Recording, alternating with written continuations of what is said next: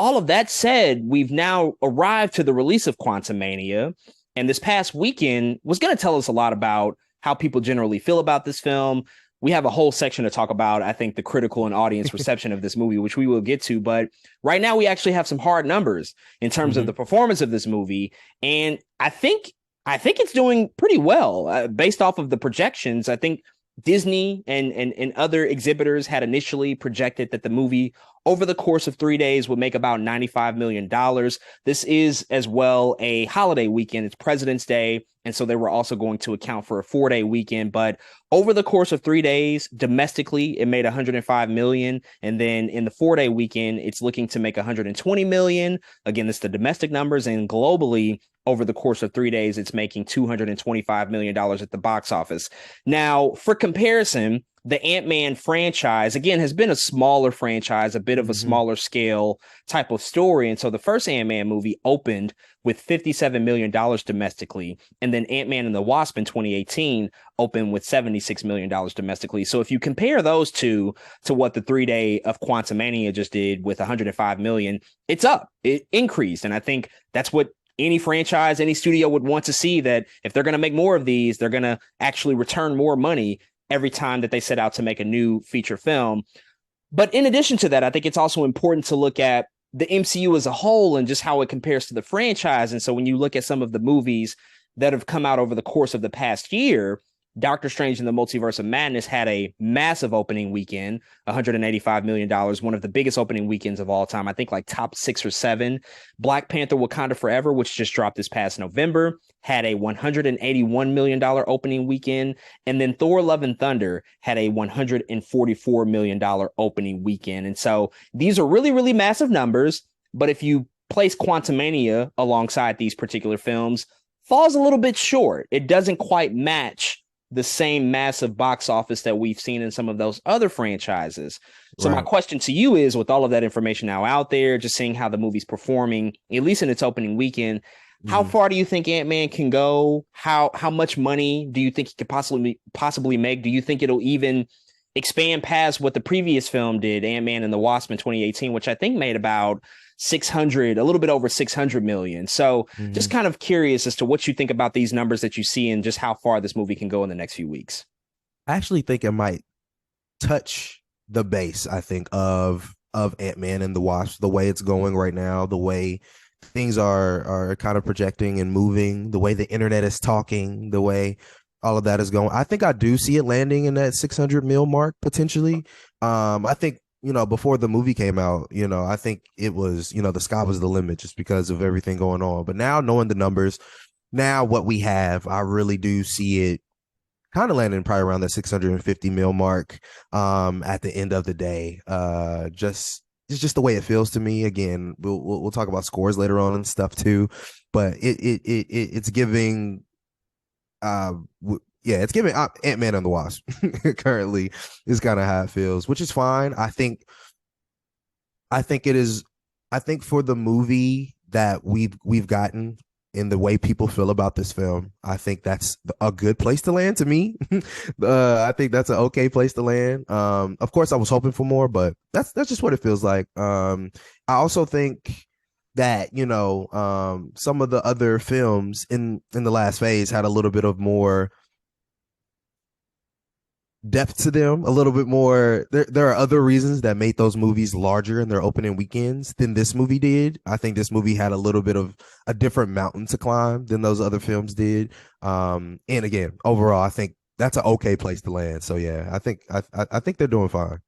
Yeah, I mean, by all accounts, the fact that they have increased the opening weekend from film to film is a good sign. That's a healthy sign that more people went out to see this and wanted to rush out to see it as soon as they can compared to those other 2 films that came out. But also, I think what we've seen in the past year is that these MCU movies, as of late, have been particularly front loaded, where they have massive, huge opening weekends. And then the second weekend drop off has been quite substantial, I think, compared to previous films before Phase 4, when we were still in the midst of the Infinity Saga. Thor Love and Thunder did not catch Thor Ragnarok. Black Panther Wakanda Forever did not catch the first Black Panther, although it was never really going to. The first one was just such a crazy anomaly. It was never going to match that. Doctor Strange did exceed the overall box office of its first film, but I think a lot of people thought that $1 billion was a shoo-in, and it didn't quite touch that. So there's been a particular drop off after the front loaded nature of the opening weekends with these movies.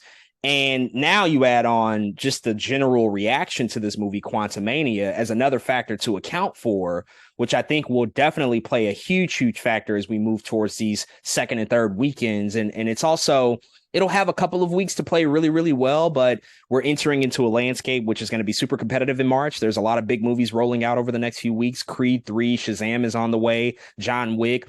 Those films touch, a few different audiences. Marvel has the biggest audience of any of those films, I would say. But still, we do have to take that into consideration, that I think people have also been trained to just wait for Disney Plus. If something doesn't feel like a must-see now moment, they know that within 2 months, it'll be available to stream anyway. So I can just wait if people are not receptive as well as we might have initially thought that they would be to the film. And so I think if I just had to place it in a certain area, I think it'll slightly pass Ant-Man and the Wasp. Like, I think it'll maybe do like 675. The Ant-Man and the Wasp is 622, but I think that it might slightly get past it, just for the fact that this is a little bit bigger. There is a little bit more behind it. There is the idea that this is a villain that's going to lead into other projects. And so I think it'll crawl past that mark barely, but I don't see this really catching on fire and going into those 800-900 million figures. I can't see it at this point.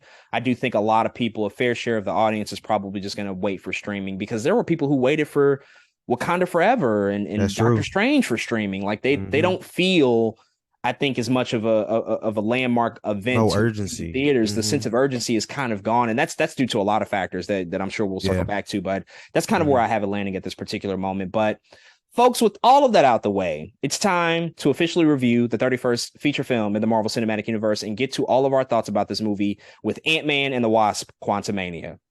They've made a monster who thinks he's a god. I don't care who this guy is. We're gonna go home.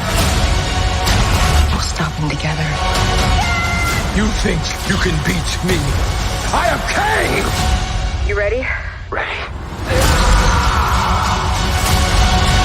Marvel Studios' Ant-Man and the Wasp: Quantumania. Now, this movie is directed by Peyton Reed and is written by Jeff Lovenitz and is starring Paul Rudd, Evangeline Lilly, Jonathan Majors, Michelle Pfeiffer, Michael Douglas, Catherine Newton, David Dastmalchian, William Jackson Harper, Katie O'Brien, and Bill Murray. So we have talked all about the lead up into this movie, some of our expectations, hopes, desires, and we've been waiting for this film for quite a while. They actually filmed Ant-Man and the Wasp: Quantumania nearly 2 years ago. It was filmed in 2021. And so we've heard a lot about this movie. We've also been eagerly anticipating the arrival of Kang into the MCU, now knowing that he is going to be a very central figurehead in the storytelling moving forward. We got a chance to finally check out this movie this past opening weekend. So with all of that out the way, before we dive into all the spoilers and our character breakdowns, I will pass it to you, man. What did you think about Ant-Man and the Wasp: Quantumania? So I was pretty excited for this movie. The Jonathan Majors of it all, the quantumness of it all, after spending time in TVA world with Loki. I was just really excited for it, man. I thought the previews were decent. I kind of like, even though the MCU had been harping, or we had been critical very much of the way that they have been using CGI for certain things, I just felt like sometimes when things are mostly CGI, they work out well, as we see with like an Avatar. You know what I mean? Something that has to deep dive into those things. I was excited to see how this movie would look, how this movie would feel. And I think overall, it's very easy to say that I did leave the theater disappointed, I'd say. That could be my fault. My expectations were a little high for all the things I just said. I left disappointed, but the movie is not that bad. And I think there were a few just weird decisions being made in the film, for sure. I think the characters and the performances were terrific. First of all, Jonathan Majors, Michelle Pfeiffer, Paul Rudd, good job. Those three in particular, very much good job. Unfortunately, Michael Douglas and Evangeline Lilly didn't have much to do, unfortunately. So I don't have too much to say about them, but I know those three in particular did an amazing job. One of the things that falls short for me in this film is the way it feels like the world wasn't built the way I would have liked. It seemed like it was rushed a little bit. I didn't feel like I was spending time in a world that I could be immersive or that I could be immersed in per se. As well as I think that we got there very fast, which I did like actually. Like the beginning of the film was really short. Like it probably takes like 15 minutes and we're in the thing. You know what I mean? I actually like that about it. I really like that they throw us in there. But I feel like the time we spend in there could have been used a little more wisely.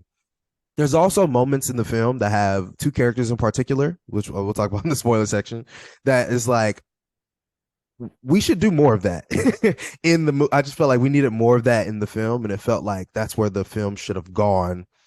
And the film doesn't spend time there, unfortunately. And it felt like there were several moments in the film that weren't earned. Things were happening throughout the movie. I was like, okay, but did we earn that moment? Did we spend the time to get there? And oftentimes I kept feeling like, dang, like we're here already, or like, dang, why are we here, or why did we do this thing at this particular time? So that was also a little disappointing. But I will say, as a wacky comic book movie, it was a decent time. There were things I was laughing throughout the film.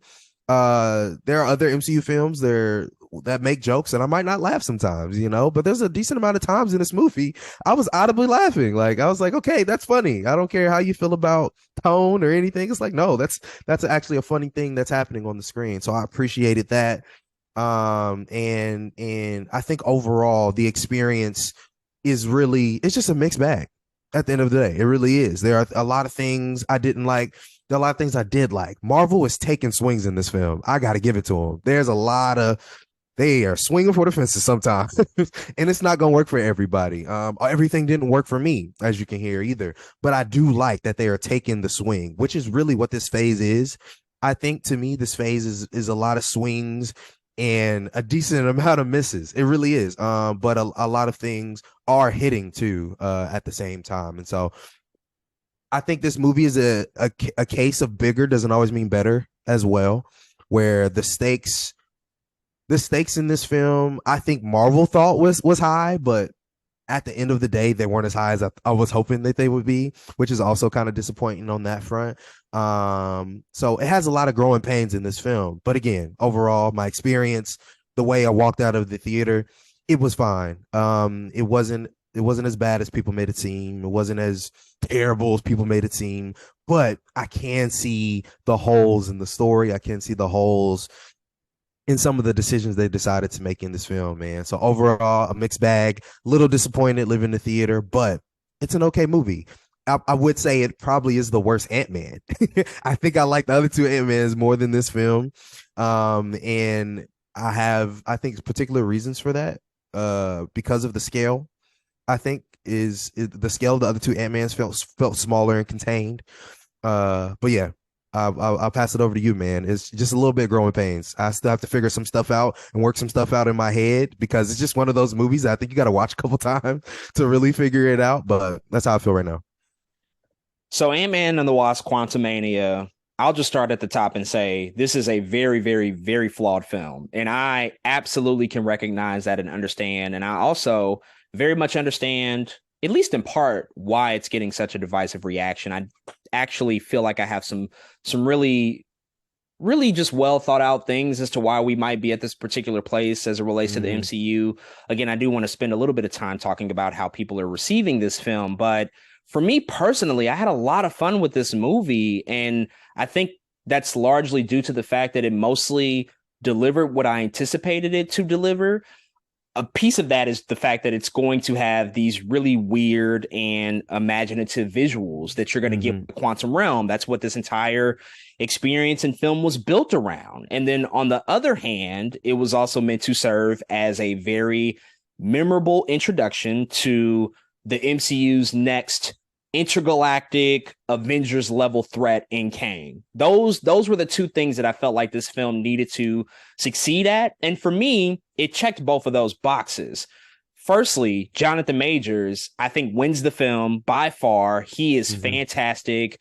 He completely takes over the movie by the time he does arrive to the film, which it takes some time to get there. But when he shows up, for me, he just takes over and he gives me nearly everything that I wanted out of a villain that we're supposed to fear and we're supposed to be fearful of as he makes more of his presence felt in future television shows and movies throughout the MCU.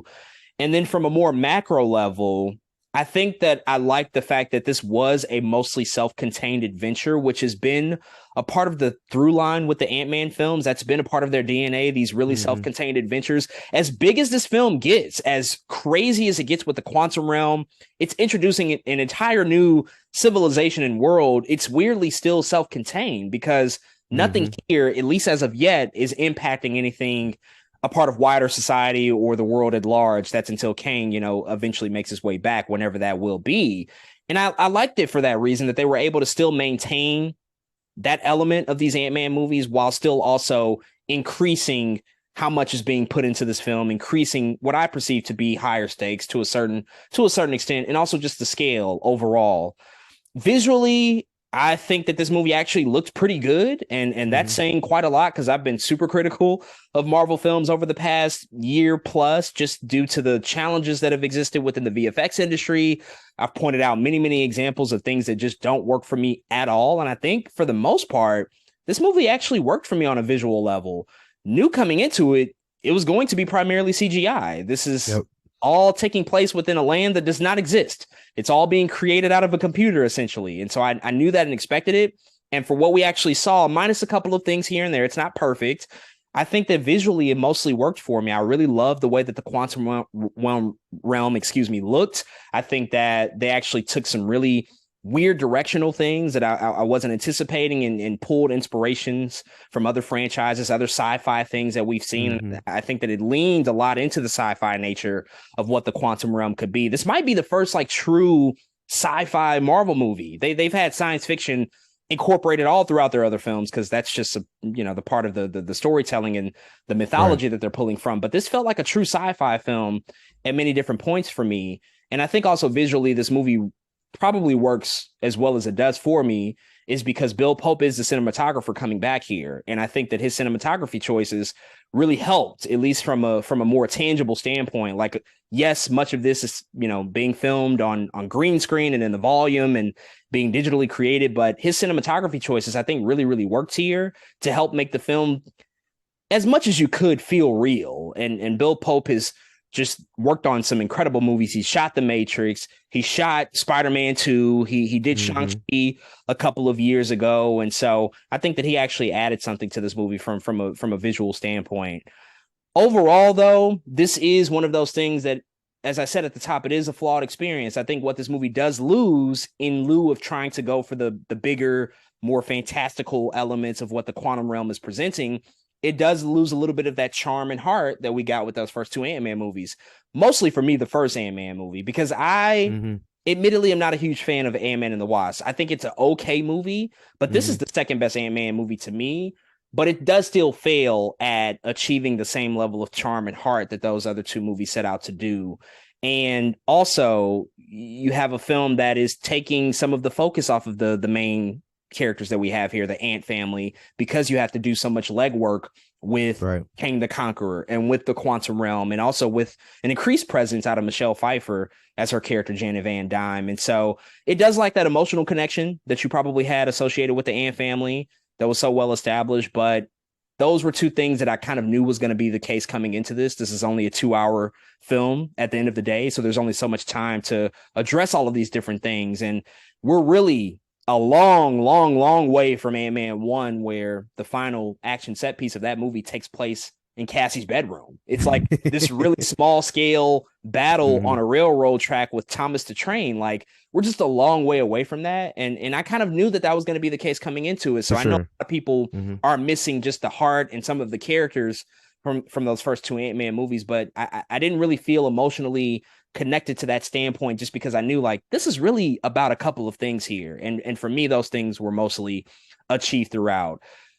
With all of that said, this is not working for quite a few people. And I think critically it's getting lousy reviews. It's getting hammered. You know, that we can't really put it any other way.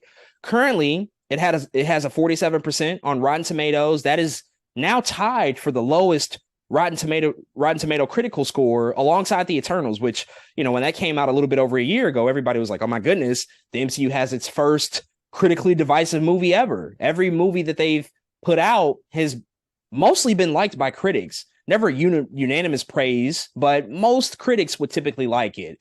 It also got a B grade from a cinema score standpoint, which more accurately reflects how audiences feel about this movie. We should note that the audience score on Rotten Tomatoes is 84%. That is vastly positive, and the majority of people are saying, like, yes, we like it. But also cinema score is getting people's reactions as soon as they leave the movie theater. And a B grade for a cinema score is kind of like, if we're being honest about it, it's kind of like a D. Most Marvel movies get A's and A pluses. E is like really low. And again, that's also tied for the lowest grade of any Marvel movie alongside Eternals. I just want to get your thoughts and sort of reactions to why this movie is divisive. What do you think is attributed to the fact that critics in particular just don't like it? And then even audiences to a certain degree are feeling a little bit conflicted as to how their feelings are about this particular movie. What do you attribute all those things to up until this point? Shoot, I'm low-key with the audience. My feelings are conflicted as well, because there's so much going on in that 2 hours. You know, you had a really good, you know, non-spoiler review just now where you talked about how different the visuals are versus the family story versus there's just a lot. There's a lot, man, especially coming off of how much everything else has been too. This is a phase of a lot going on, to be honest. Every movie we've had has been a lot going on. Doctor Strange, ton going on in that film. We just came off the back of that. Love and Thunder is a ton going on. You know what I mean? We've come off the backs of a lot going on in these movies. And I think as audience members, we're being challenged, I think, more than we've ever been challenged in the MCU, right? There is no longer a real concept of anything being grounded. You know what I'm saying? That's like not a thing anymore. That's not, it's not even a topic of conversation. And so I think especially audiences who haven't dove into comic books in this realm, right? In the way that a lot of these past films have seen comic book-ish, right? Gore the God Butcher is very comic booky. The quantum verse in general, right? Is just a crazy concept to wrap your head around, and people are going into this film after seeing things that were a little bit more grounded, right? And we're going into this film and we're having to think like, how do we get here? Or like in really think about where we are, and so I think it's hard for people to wrap their head around that, which is why the cinema score to me is so much more different than the audience score is, right? Audience score is you literally got to walk home, think about it. Shoot, for us New Yorkers, you got to sit on the train for a little bit. You got to be like, okay, it's not as bad as my initial thoughts were, you know what I mean? Like kind of type thing. And I think a lot of people are going through that same thing where they're like, shoot, they could be even watching YouTube. I think people will listen to this podcast, you know, at some point and be like, man, I did like that aspect about the movie. I did enjoy that part about the movie, and they're able to regurgitate it in that way. The way critics work, we know the way critics work. They trying to be the first person to tell everybody how good or bad this movie is. And so I'm sure even critics are going through it, but they've already put their score down. You know what I'm saying? I'm very sure of that. And so I think it's just the nature of the movie. It's the nature of the phase that we're in. Even, you know, we spoke to it in the preliminary where you're talking about how people ingest movies and they're like, you know, I need to watch that again, but I'm not gonna do it till Disney Plus comes along, because it's just the type of movie this is, man, where to me one watch isn't enough. It's like, dang, I have thoughts, but I have to do it again. And so I think people are figuring out what works for them and what doesn't, but I think this is one of those ones that just takes time, and we'll have to see where that carries people. Yeah, we're in a strange place with the MCU right now. Phase 4, as we have talked about numerous times, was largely divisive, I think, from many people's perspectives in terms of the things that they did like and that they didn't like. The output increased significantly, and so people were also not watching as much of the phase that they probably have been accustomed to watching, where it was only 3 movies a year. Now it's like 4 movies a year plus like 7 shows that you have to keep up with. And maybe this show leads into this thing. And so the whole dynamic of everything that we have known with the Marvel Cinematic Universe just changed drastically. And I think because of that, it introduced some growing pains that we're still sort of getting used to. I do think that Quantumania had an unreasonable expectation coming into it. And a part of me thinks that, this is probably why Kevin Feige tries to downplay the whole nature of phases, is because we place these expectations on these movies like it's the start of phase 5. It's supposed to introduce the next big bad of the MCU and lead us directly into everything that's going to happen with the Avengers. And it's like, well, a part of that might be true, but also it still has to work as just a movie by itself. It still has to work in that type of context. And so when we come into these different experiences with all these expectations and they're just not met, I think that adds to the ire of a lot of people. And as you pointed out, there's just so much happening where the grounded nature of these films that we were so accustomed to, that's just completely gone now. Even if you look at all 3 of the movies that came out last year, Doctor Strange in the Multiverse of Madness, Thor: Love and Thunder, and even Black Panther: Wakanda Forever, none of those are grounded in reality at all. Like the Multiverse of Madness, that speaks for itself. Thor: Love and Thunder is taking place on Olympia in the Shadow Realm, and there's a God Butcher. Wakanda Forever, we're talking about underwater sea people who are mutants, apparently. Like that's a thing now. Yeah. And we've talked numerously about many of the other things that have been introduced here, the Shang-Chi's and the Eternals, these really heady concepts, really heady, big, over-the-top sci-fi fantasy concepts. And I think that is due to the fact that, much of the audience does not read comic books, which is fine. That's been the case always. I just find that many of these projects now probably just don't speak to as much of that audience as much as they used to, because we are getting very, very deep into Marvel mythology, the really deep stuff. And for me, when I watch a movie like Quantumania, though all the things don't work, and you kind of alluded to this, I'd rather see them take these huge, massive swings and occasionally miss and not always get it right, as opposed to just playing it safe and pleasing everybody. I will be the first to admit, I kind of like the contentious reaction. I say this a lot. I kind of like people who are like, yo, what was that? Like, what are we doing here? And I'm like, that might actually be healthy, because the MCU for so long just went uncontested. It was the undisputed heavyweight champion of the box office for all time, always. And it was never on its back foot. It was never coming from behind, trying to be the underdog. And now we're starting to see that somewhat shift a little bit. But with all of the wacky stuff that we're seeing, with the deeper mythology in the Marvel comics that's being explored, do you even think that these movies still have something available for the casual fan to really latch on to? Because I think those first movies, the Iron Mans and the Captain Americas, the Thors, like, yes, they got fantastical, but they still felt very rooted in our world. Right. Now that's just mostly gone, I would say. These movies are 4-quadrant movies that are made for large audiences, but do you find that maybe just a casual fan is just not really going to have a lot that they can really latch on to here at this point in time? Or do you think that just might not be the case, that they just have to see everything play out and eventually all will be righted in the end by the time we reach this, the sort of end point of this story? I always expected Marvel to take swings in this phase. We talked about that when we talked about, I think, phase 4 expectations or something like that, where I was like, it's time to get weird. We've been saying that for a minute, where it was time to get weird. And now we're here in the midst of it at easily probably one of the weirdest movies we've gotten so far, right? In Quantumania.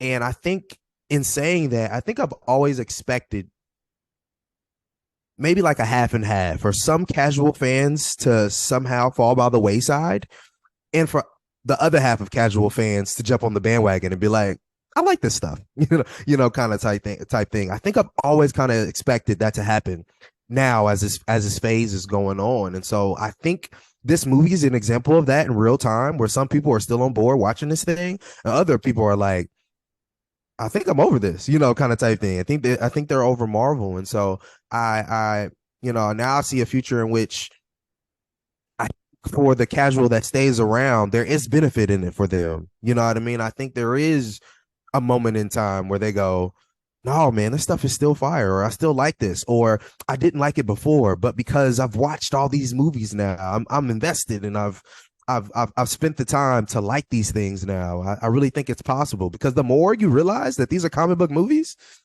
the better your expectations are going to be. You know what I mean? Like, the more you're going to walk out the theater and be like, man, I mean, at the end of the day, it is a comic book. Of course, they're going to do something ridiculous and wacky like they did in this film. And so I think there is still room for the casual fan, but I absolutely do think that they're going to start splitting off a little bit more than some other casual fans might.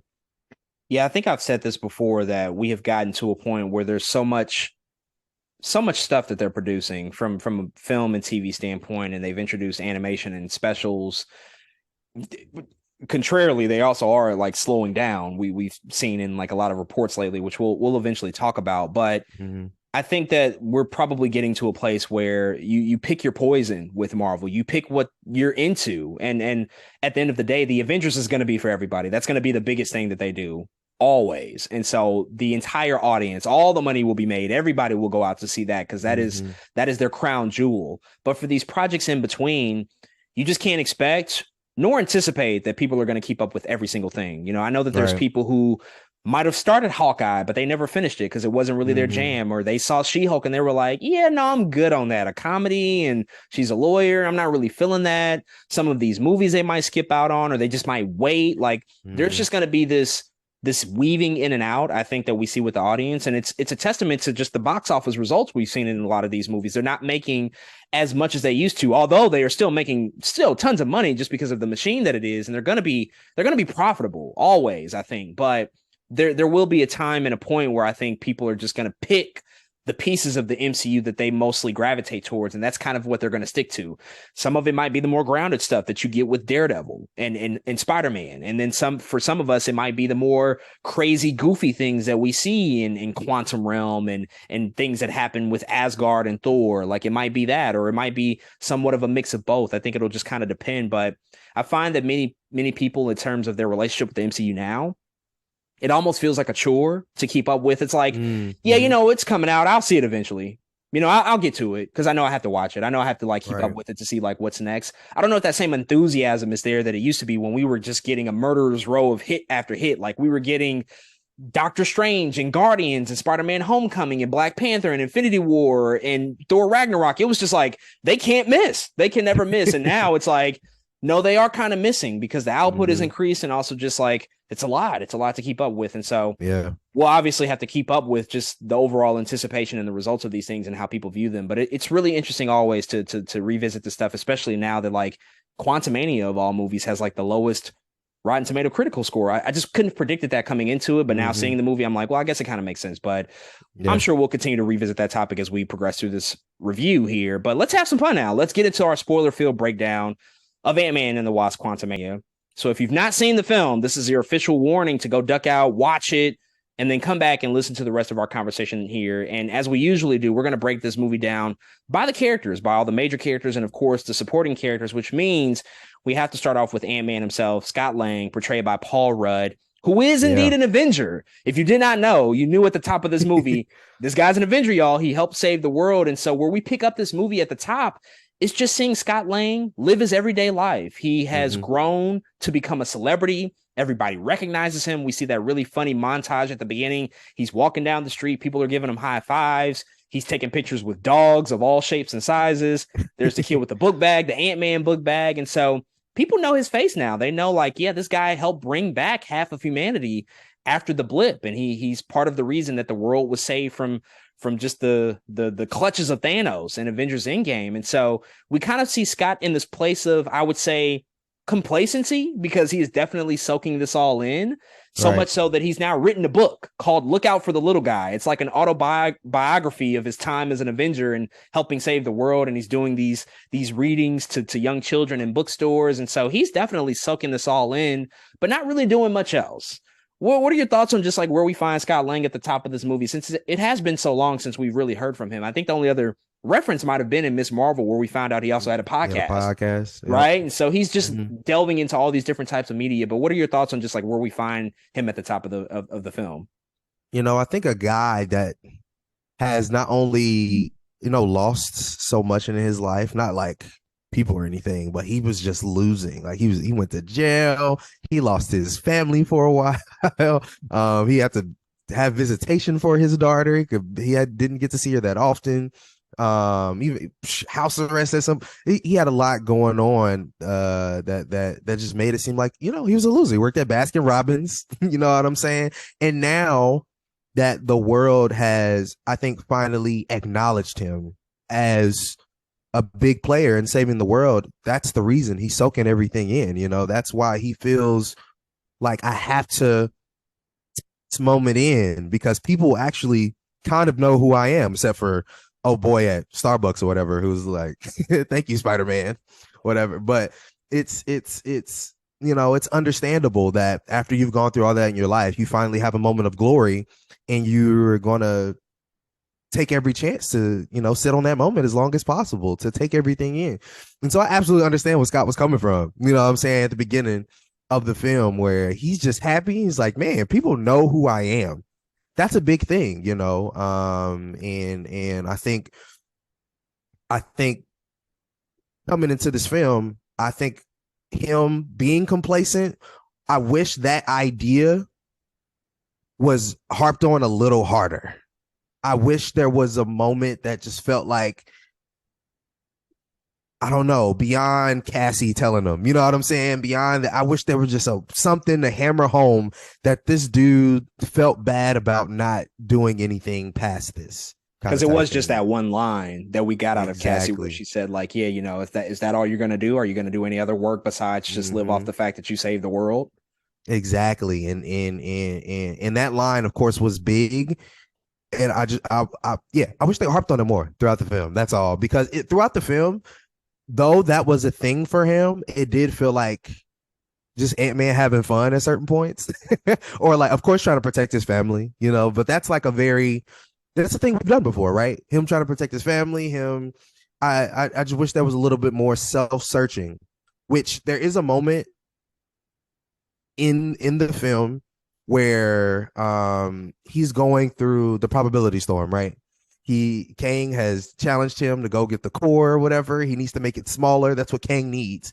And there's a moment where he has to go through the probability storm where he's faced with all these different versions of himself. And I wish, like, low-key is one of my favorite parts of the movie because I thought it was so interesting. Like, I was like, why don't we actually have a moment here? Why don't we have like some therapeutic moment where he realizes that him in the storm is the best version of himself, or you know what I'm saying? Like all these other versions of probabilities, but he's the one.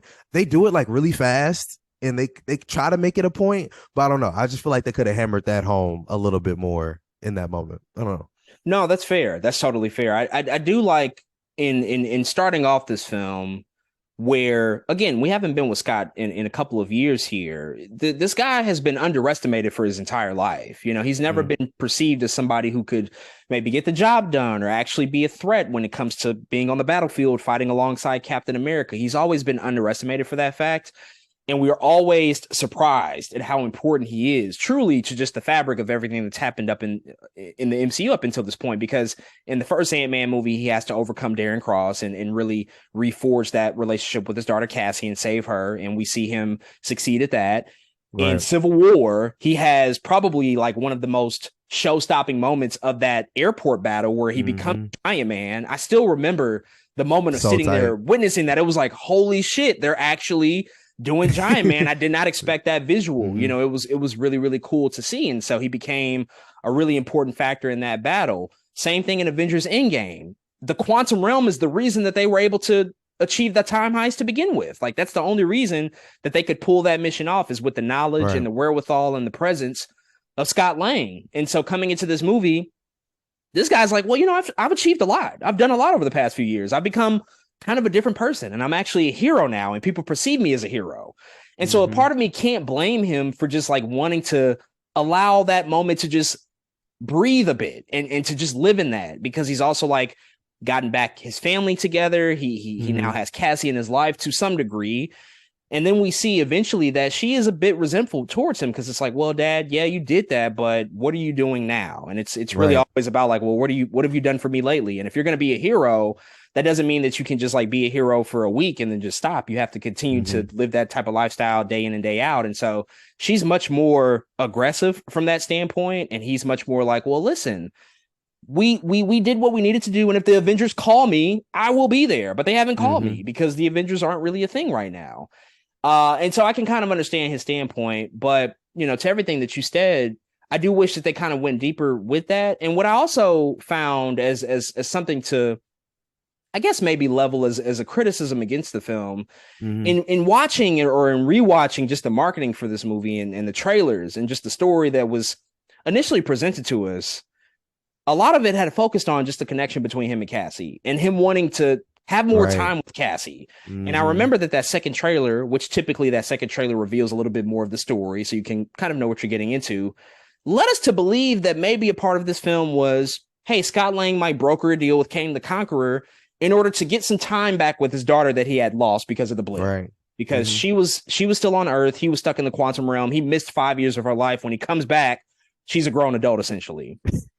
And that's not what this movie's about really at all. It's about something else entirely. And so that did kind of make me raise my eyebrow like, well, why did they pitch it as that in the trailer if that's really not what the story was going to be? What did you think about just how they handled the relationship between Scott and Cassie? Because that is a piece of this movie that just did not really do anything for me. And I will say a part of that is because of, if I'm being honest, Catherine Newton's performance. But I do feel like that coming into it, I expected more between those two. And then leaving the film, it was like almost absent.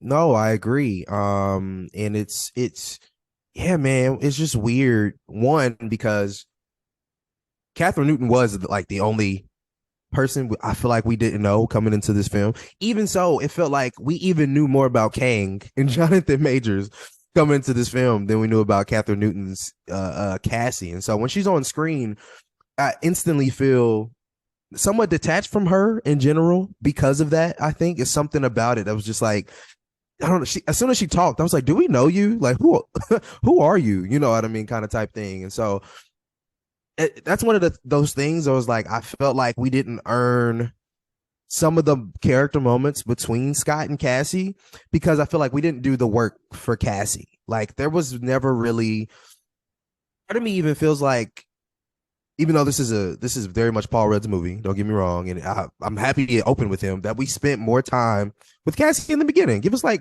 10 minutes of her point of view or something about what she's going through in her life. It was just like, oh, here's Cassie. She's already kind of like her dad instantly. Like she's already in jail. She's already doing this, but she never felt like she was in danger because of that. Like she instantly felt like the good girl. Like she was never in the wrong, even though she was in jail. Her grandparents, which I'm gonna call them her grandparents now. Technically, they are to me, but Hank and Janet were very much her enablers. You know what I mean? She wasn't getting in trouble for anything. She just kind of felt like the perfect child, and I think that wasn't a way to make me feel like I should care about her that much outside of being Scott's daughter. That's what it felt like. I was like, dang, what about this character am I supposed to be like, man, I really like Cassie Lang? I'm not sure they did that. They, of course, they tried throughout the film, right? By the end of the film, you're like, okay, she did these things. But at the beginning, I just wish they spent a little more time with her for us to feel that. And I think Paul Rudd and her relationship kind of suffered in the film because of that. I was like, yeah, it's her daughter, but like, is it? You know, I don't know. We didn't have time to really build up that relationship. They just kind of threw us into the fray, knowing that was their relationship. Even you talking about the promo material, right? The marketing and saying that he missed Cassie when she spent more time with her. We got like none of that in the beginning of the movie. Like at the beginning of the movie, I wish there was a moment even between just them two. Like, man, I miss these moments in your life. Of course, again, we get that later on down the line, like we miss your birthday, this and that. But I really wish they honed in on those character moments between those two to make one Scott feel like the most guilty dad ever. Like, man, Cassie, I really missed all these birthdays. I wish I had more time with you, this and that. And Cassie being like, but dad, it's okay. Or yeah, I don't know. Like, or dad, I don't like you right now because you're not doing anything with your life. Like we just didn't get enough bickering, I think, between the two or love between the two in the beginning of the film. And I just wish we got more. It felt like a lot of stuff was probably cut out between the beginning, that set up that first 15 minutes of the movie where we're just on Earth, we're in San Francisco, catching up with all these characters. Because I do think that they probably shot a lot more material with Cassie to really get us to know her, because we haven't known this more adult version of Cassie who's grown up and has started to slowly become like her father. We haven't spent that time with her. They probably shot a lot of stuff that they just, for some reason, just decided to go ahead and do away with that and really focus on the quantum realm aspects of this film. But even there, we don't get to really see much in the way of a relationship developing even further between Scott and Cassie. Right. And that is one of the drawbacks of this film, that they sacrificed that heartfelt storytelling that we've been so closely associated with the previous two Ant-Man movies, that family element. They sacrificed that to really tell a larger MCU multiverse story, to really set up Kang and everything else that's going to come in the future with these next few projects. And so, it is one of those things that I think certain people will be okay with that. And other people are like, well, yeah, if you're going to have us really focus on Cassie as a character and make her so integral, then we have to get a little bit more out of her. And I think, that's going to work to varying degrees for certain people. I do fall on the side that, we could have had a little bit more. I don't know if I needed a ton more, but there should have been a little bit more effort there to just show, like, hey, where are y'all really at right now with your relationship? Like, I still don't have that much of a grasp. But there was some funny stuff in that first 15 minutes. I mean, even Scott getting into the car and his audiobook is playing in the radio. He's listening to himself and he's like, yeah. And somehow the Hulk turned me into a baby. And then I met a talking raccoon. Like, all of that stuff is really funny. And I've heard a few criticisms at how those first few minutes are really plot heavy, because they're mostly just focusing on the past. They're focusing on the fact that we're kind of catching up with what Scott has done, which I think is fair, but it's also like, it's just really lighthearted levity that a lot of the rest of the movie doesn't have. Like, there's not that much levity throughout this movie. And so that's kind of the only place where we can focus on, those more comedic elements that are introduced throughout. Let's move on and talk about Kang, because we will talk about, of course, Scott Lang more throughout this review, because he is such an important character. But we should actually, before we talk about Kang, that's actually crazy that I forgot about it, Evangeline Lilly, which is probably more reflective of her presence in this movie as Hope Van Dyne. That's accurate. Listen, we should address Hope Van Dyne and the Wasp first before we get to Kang, because she is a part of the title, Ant-Man and the Wasp. But Evangeline Lilly returns. This is her third movie, of course, in the Ant-Man franchise. She was also in Avengers Endgame, so her fourth overall appearance. But gotta say, there wasn't much here for her as a character. There really was not a ton for her to do, which is kind of the opposite of things that we've seen out of the first two movies. I've already talked at the top of this review about how important she was in Ant-Man from 2015. She taught Scott a lot of what he knows. And then in Ant-Man and the Wasp in 2018, they very much further established their relationship, their romantic relationship, but also their relationship as partners, who fight crime together, who are a superheroic team, which again is pulling a lot from the comics. But here we do see that Evangeline Lilly in this film is kind of pushed to the back because other elements, such as Michelle Pfeiffer, such as Jonathan Majors, kind of take precedence over her. Yeah. And so we don't really get that much out of her. But what do you overall think about, what Evangeline Lilly brought to this movie and the little that she had to work with? Man, I just wish she had more to do. Kind of skipping to the end real quick. When Hope comes back to save Scott, that's another one of those moments I feel like we didn't earn. Like, it was just like, where have you been the entire movie? And then she just pops in. I'm like, oh yeah, Wasp is in the title of the film, kind of type thing. I think it's a hard thing to balance, as you said, because there's so much going on in the quantum verse, the quantum realm in general. There's so much going on with Kang the Conqueror. But one thing that the film almost was about to do, but they didn't carry on with it, was the relationship between Hope and Janet, the two Wasps. Like, there's even in the beginning, Hope is like, well, why won't you tell us anything, kind of type thing. At least they're like that feel like they were doing more work there than they were doing with Scott and Cassie in the beginning of the film. And I'm just like, okay, we're going to get somewhere with these two. These two are going to have a story arc. And then they kind of don't. Kind of like it. There's little nitpicky things throughout the film where she's still like, you still won't tell us, Janet, what's going on? You still won't tell us. Why won't you tell us? And I feel like there was a chance there to give her not only something to do, but for them to harp on what her and Janet's relationship could be if Janet told her the truth more often. Like there's a lot of trust issues and protection issues between those two characters. And I just felt like I thought they were going to dive into that and they don't. And that's where Hope gets left by the wayside. That's where she gets left behind. There's the moment when they go see Kyler, right? And Hope is there, but all she's doing is being a spectator. She really is a spectator the whole film. Really, her and Hank are in the back seat. I mean, they are chilling for a majority part of the film. Well, Hank even has more to do than Hope at the end of it. Exactly. He does. He comes in with something important. But even that takes him a while. You know what I'm saying? Even that is like they all really they both really do have a back seat. And so I thought I was just looking for more. Like again, she's a titular character. You know what I'm saying? If you're going to make the decision to not just making Ant-Man and making Ant-Man and the Wasp, I just feel like you should spend more time also on the Wasp if that's what you're going to do. And they don't do that, and it's weird. I will say because they do spend time on the original Wasp, I was wondering if that's like a thing that they were doing, but I wish they made that more known, that the Wasp in the title is really more about Janet than it is about Hope. I wish they like made that more apparent somewhere. But they don't, you know, and in the end, I'm thinking it's about Hope. I'm like, okay, Hope, where are you? Hope, you're going to do this thing. And she just doesn't really do them. She's just mad at Janet the whole movie. That's her thing. She's just mad at Janet the whole movie. And so, yeah, I feel like the few things we do get with her, we didn't earn. And the things we don't get with her is just disappointing. You know, it's like, dang, I wish we had a little bit more of her. I'm going to be honest. I was not really affected by the fact that Evangeline Lilly just faded to the background in this movie.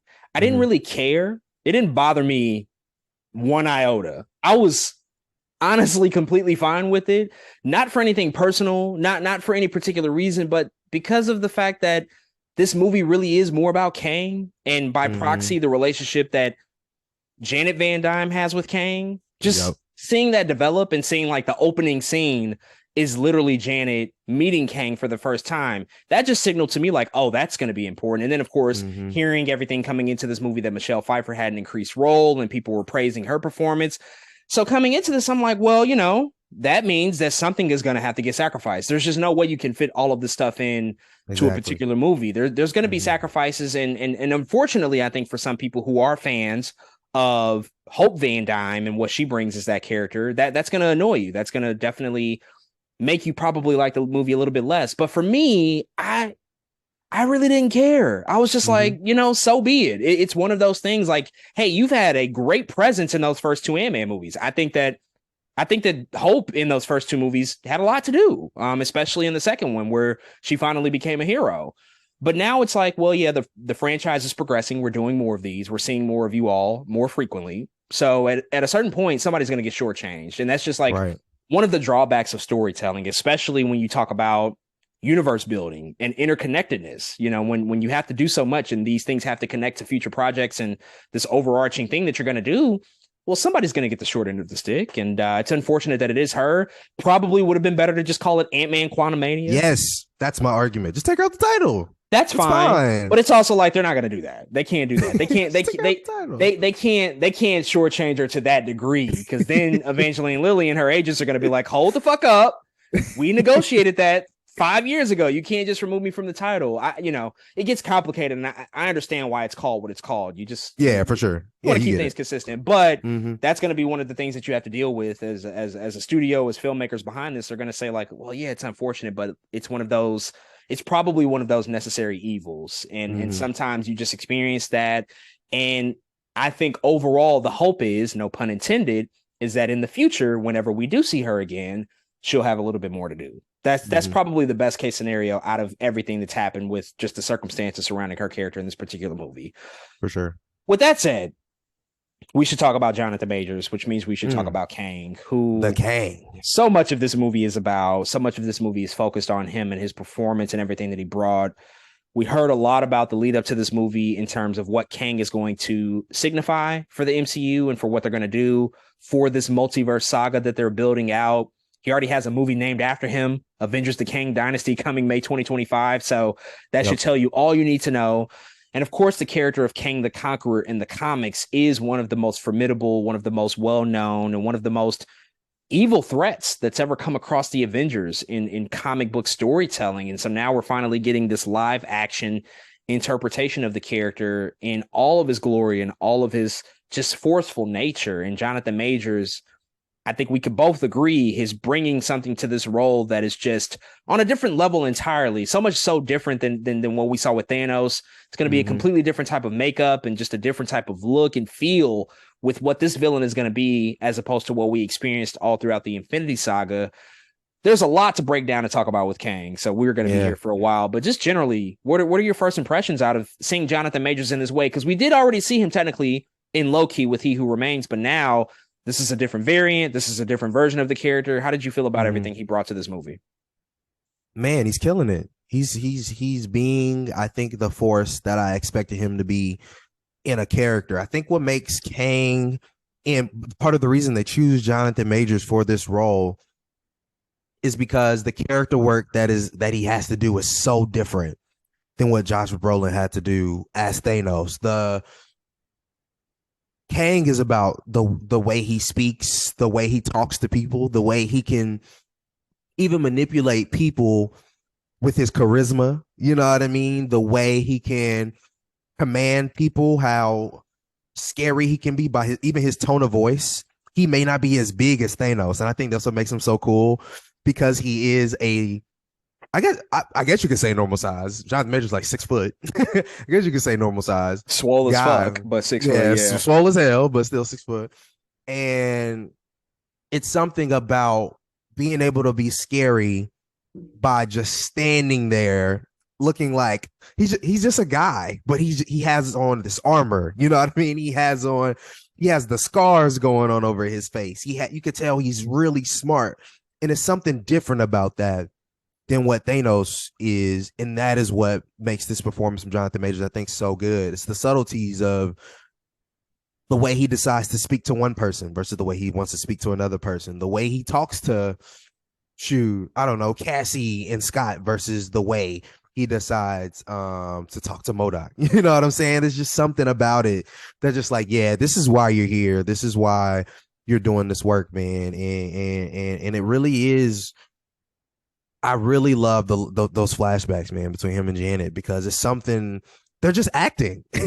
That's really what they're just acting. And it feels so good to see like us getting like these character moments where there's nothing else really happening. You know what I'm saying? It's just two actors going at it. And it's just very enjoyable, I think, in that way. So yeah, man, I'm just excited that he's here. I love, more than anything, you can tell he's here because how dynamic he is of an actor. We know he's going to have to play numerous Kangs. Like you said, he's already been He Who Remains, who feels very different than what we have here with our exiled Kang. You know what I'm saying? This Kang is, he's just different than He Who Remains. They have different, they're the same person with different ideals. You know what I mean? And I think being able to make that distinction is very important in the way that you act. And that's what Jonathan Majors is bringing to the role, man. He's bringing a different kind of I'd say artsiness to the role, right? Shakespearean, like the dude is like just really out here acting. So I just appreciate everything he's bringing to this new villain. You know, Jonathan Majors he's like the equivalent of the #1 draft pick in Hollywood right now. Like, he can do no wrong. Everybody wants their hands on Jonathan Majors. He's just done such a great amount of work in a very truncated amount of time. And you can see already, even before he's arrived to the MCU, just the variety of roles that he's picking. Like, when you look at his breakout performance in The Last Black Man in San Francisco, and then you see what he does in The Five Bloods, and you see how much of a presence he is in Lovecraft Country, and then you could see him work with an ensemble in The Harder They Fall and Devotion, which is a movie I saw, didn't really like, but I think he was great in it. And then we know Creed 3 is on the horizon. He's going to play another formative antagonist there. Like, he's just tapping into all these different lanes, and he's doing it so quickly, and he's become such a force of nature already. And when you see him in this movie, that's absolutely what he is. He's undoubtedly a force of nature. He controls almost every frame of the screen that he's a part of. And I think what Jonathan Majors brings, because he is so different from Thanos, like, Kang is he's technically just a human if we're being honest about it, but he brings such a gravitas that we don't often feel with a lot of these villains. There's just a weight to him. There's historical context to him that you can't quite put your finger on because we don't know a lot about him, but you just know like this guy has seen a lot. He's done a lot, much more than any of us can really comprehend. And what also makes him different than Thanos, and that's not to say that Thanos wasn't smart, but it's the intelligence of Kang. He's just far superior from a methodical intelligence standpoint because of how much he's been exposed to and how much he does know.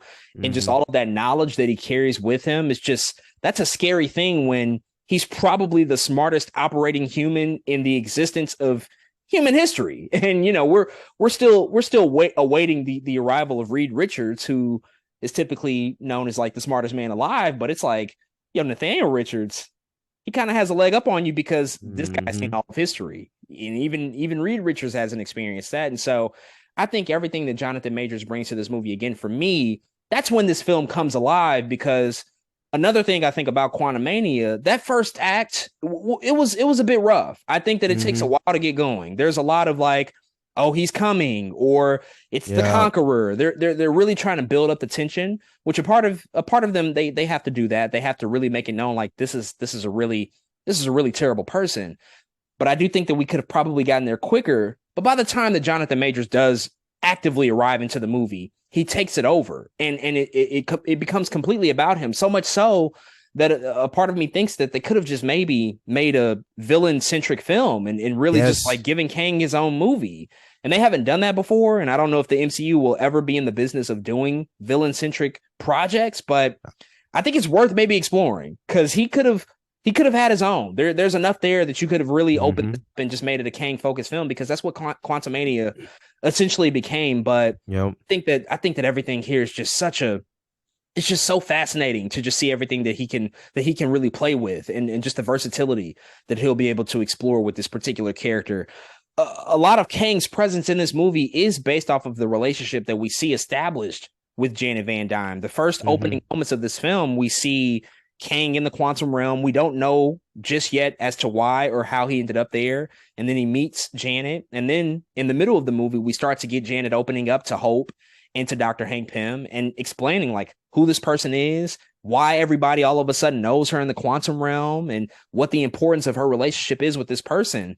And we get this really drawn out flashback sequence where they establish a friendship essentially with each other, and they work together. And essentially he's kind of using his charisma to just, you know, win her over and say like, yeah, you know, I'm this guy that can help you get back to your daughter. I can help you get there if you just help me put my ship back together.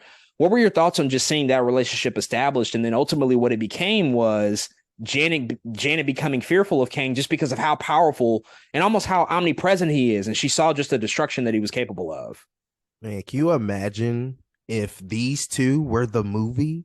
Of course, like you said, a villain-centric movie, and I'm thinking, you know, unfortunately, like Marvel has like a schedule that they have to be on, and they have to move things forward in a different way. But as I'm watching Janet and Kang on the screen at the same time, I'm like, if this was the movie, man, like the whole time, I'm just like, dang, this is good. Like they're showing their relationship. They're both acting tremendously, but just the way, I don't know. I feel like this was the world building part that I enjoyed the most. Because there are parts of the film where, what's the name of the rebellious group in the quantum? I have no idea. Exactly. I can't tell you what the name of them are. I can tell you names though, but not the whole group. I don't know what they can be called. Exactly. Like I wish there was just something to root us a little bit more in them, in the world around them. And I feel like a movie with just Kang and just Janet, spending that time with them and figuring out what happened in this world would have been amazing, to be honest. And I think it would have even set up a different Quantumania movie that does involve Ant-Man and the Wasp. You know what I mean? That we could have spent more time. Yeah, because very much in this movie, right? There's two movies. There's the Janet and the Kang movie, and then there's like the Kang and the Ant-Man movie. And the Janet and the Kang movie is fire to me. Like I really like that stuff about it, man. And I just wish we had more of that. There wasn't a lot of backstory for the rebellion and Janet, but when Janet and Kang are on screen and they're explaining to us, and we're seeing in real time, Janet see all of the things that Kang has done, and in that moment, man, that's really where I was like, man, I'm in this movie. You know, those are the moments where I was like, yes, give me more of this somewhere. I don't know where. And of course, we know we'll see more of Kang. We know we'll see more of that. But as a character introduction, I just wish we had, I just wish we could have sat there for a longer period of time, because I think that's what have made it slightly different from Thanos as well, where like Thanos had a presence through the whole, we may not have seen much of Thanos, right? But he had a presence through that whole first phase. He had a whole presence through the second phase. And I wish we could have spent time, done Kang a little differently by spending that time with him to be like, ooh, this is Kang the Conqueror, especially once we learned that he is the exiled one. You know what I mean? Once we learn that, part of me is like, okay, but how did you get here? Like, what made you so crazy and so ridiculous that the other Kangs was like, yeah, we can't do this. We can't, you know what I mean? Like, you got to go. I wish we just had that moment. And I feel like a movie with just them two or just a little bit more of Kang would have given us that. Again, unfortunately, Marvel is on a schedule. They can't just give us a Kang movie or a Kang movie featuring Janet. They can't spend that time. But that's really what I wish would have happened. Well, I do think that stuff is to come, though. Like, if the Kang dynasty is a thing, and this is going to be a 2-part Avengers finale to this saga, I think that a lot of that is coming, just because what I will say that's different about Kang that we did not get with Thanos in the Infinity Saga. Thanos, the first time we saw him, post-credit scene of the Avengers, it was a different guy even playing him. Josh Brolin had a whole another person. Then you see him in Guardians of the Galaxy, probably in 3 minutes of the movie at most, and you get a scene with him and start to understand the relationship that he has with Gamora and Nebula, and also with Drax as well. And then we see him again in the post-credit scene of Avengers Age of Ultron, which was nothing. And then we get Infinity War, which is really a Thanos movie with the Avengers in it. Right. I think that Kang actually has an advantage, because the reality is we don't even know how this plays out yet. We still have to see where this goes. But I think the advantage that Kang has is that even though he doesn't have his own movie in namesake, most of this is really his movie. And Thanos didn't even have this advantage in the Infinity Saga. We felt the presence largely due to the stones and the fact that he had these stones, and we knew, this is going to get the gauntlet. But like, we never got as much of Thanos at all before Infinity War as much as we got in Kang in this movie. And we're going to get Kang again in Loki season 2. We've already gotten a whole episode with him in Loki season 1, and then the Kang Dynasty, and then Secret Wars. Like, there's a lot left. There's so much roadmap ahead. And even one of the producers over at Marvel, Steven Broussard, I don't know how literally this should be taken, but he just recently said that there is no projects coming out in the MCU over the next few years that Kang won't touch in some form or fashion. I'm not saying that means Jonathan Majors is going to be in Thunderbolts. He probably won't. It doesn't likely mean that Jonathan Majors is going to show up on the New York City streets of Daredevil, Born Again. Yeah, or be an Echo. I doubt that. But I think what it generally means is that the wheels are in motion now. Like, phase 5 is in full gear, and we are actively leading up to what's going to be the Kang Dynasty and Secret Wars, where it really, really pays off in that way. And again, I think that they did a lot more work in establishing him at this particular point as the same point that we could compare to with Thanos and the Infinity Saga, because Age of Ultron is like the halfway point of the Infinity Saga. We had probably saw like 3 scenes of Thanos that were like 60 seconds or less. And so I think that that's the advantage that Kang presents here that we didn't actively see. Now, could there have been more? Perhaps, maybe. Could they have, maybe leaned a little bit more into some of the aspects that work with that particular character, as opposed to many of the things in this movie that might not work as well? Perhaps, but I think that there's a lot still to come, and I think we got some substantial stuff already up until this point. I do want to talk about also just like the look of Kang and how he's presented in the MCU at this point. One of the most iconic things about the character is his look and the costume and the ship and all of that stuff. How did you feel about seeing that? Because a part of me thinks that the powers are a little bit undefined. Don't really know what they are quite yet. It's like tech, but I don't know. It also felt like the Force at some point in time, like just like Darth Vader. Didn't really know, but how did you feel about the look of the character? Did it feel faithful to what they did in the comics, and just how Jonathan Majors wore the costume and how he presented himself with all of this stuff that we typically associated with the character of Kang? So I am still not sold on the blue helmet completely yet. I don't know how I still feel about Neither am I. the way that looks. I'm like, I don't know about this. Yeah. But everything else, the chest piece, the pants, it looks, oh my God. It's close to one of my favorite costumes I've seen thus yet. And there's a very specific reason. It's the way the light shines off of it when you're watching the movie. Like he's just standing there. You're like, this dude looks so tight. And it's just something about it. The way Jonathan Majors wears it, yes, but the way it fits him and the way that's a dark scene when he has Cassie and Scott locked up. It's a dark scene. But literally and figuratively, because it's darkly lit as fuck. They need to darkly lit. They need to increase the lighting on that. But yeah, it's darkly lit. That's actually what I meant. It's darkly lit. But it pans to Kang, and the dude is just like, you look good in this scene, dude. Like, you know what I'm saying? It just looks, I don't know. It looks like, you know, purple is very much associated with regalness and royalty, and that's what he looks like in that moment. He does look like he is a conqueror. He does look like a king in that moment. Again, the way he stands and presents himself. So I really, really like the costume. I think they got to figure out the helmet thing because they are trying to be comic book accurate with the blueness in the way that works. And I don't know how they pull it off because it is a thing that happens, which they have to figure out. The power thing, I also agree. I think, you know, when you say there's more to come, I mean, I need like a flashback of Nathaniel Richards of him being like, damn, I'm bored. And him going back in time to be in Rama Tut, something. Give us 10 minutes of that. You know what I'm saying? Give us something to be like, this man is just smart and everything he has is tech. Show us him building something really fast. If we know that you're the descendant, well, I guess a lot of people don't know this, unfortunately, yet. But if we know that you're the descendant of Reed Richards, you know what I'm saying, and we know you build things and that you're just smart as hell, show us that real quick. You know what I'm saying? That's where these things are coming from. And of course, he's lived so long. Michelle Pfeiffer was trying to. Janet was trying to allude to it that the dude, his technology is just so far advanced that that's what makes him such a threat. I wish they could just harp on that a little bit more. Show us his mind and that the things that he's doing is because he built or he's smart enough to make that technology. And I think if they do that, it powers will make more sense to people. But yeah, other than that, man, I'm just looking for, again, a little bit more clarity with his powers. Like you said, I agree with that. And then they got to figure out that blue helmet. But other than that, I think the costume looks great. I really do.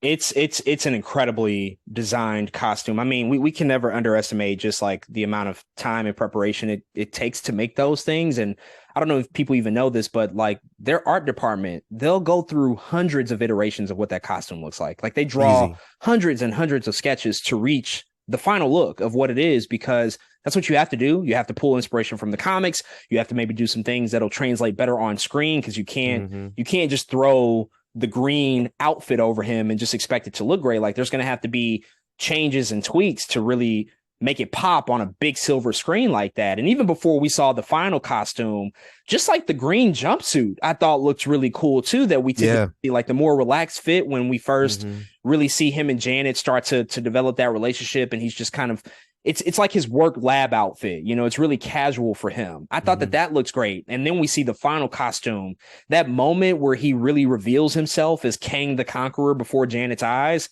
It was actually quite terrifying to see him presented that way. Like that's the gravitas you expect with the character. He is in all of his glory, standing on that ship. You see the ring start to shape around him. You see the costume take over his body. And he's like, you know, I'm here to win. This is what I'm about. I'm Kang. Win. This is what I'm meant to be.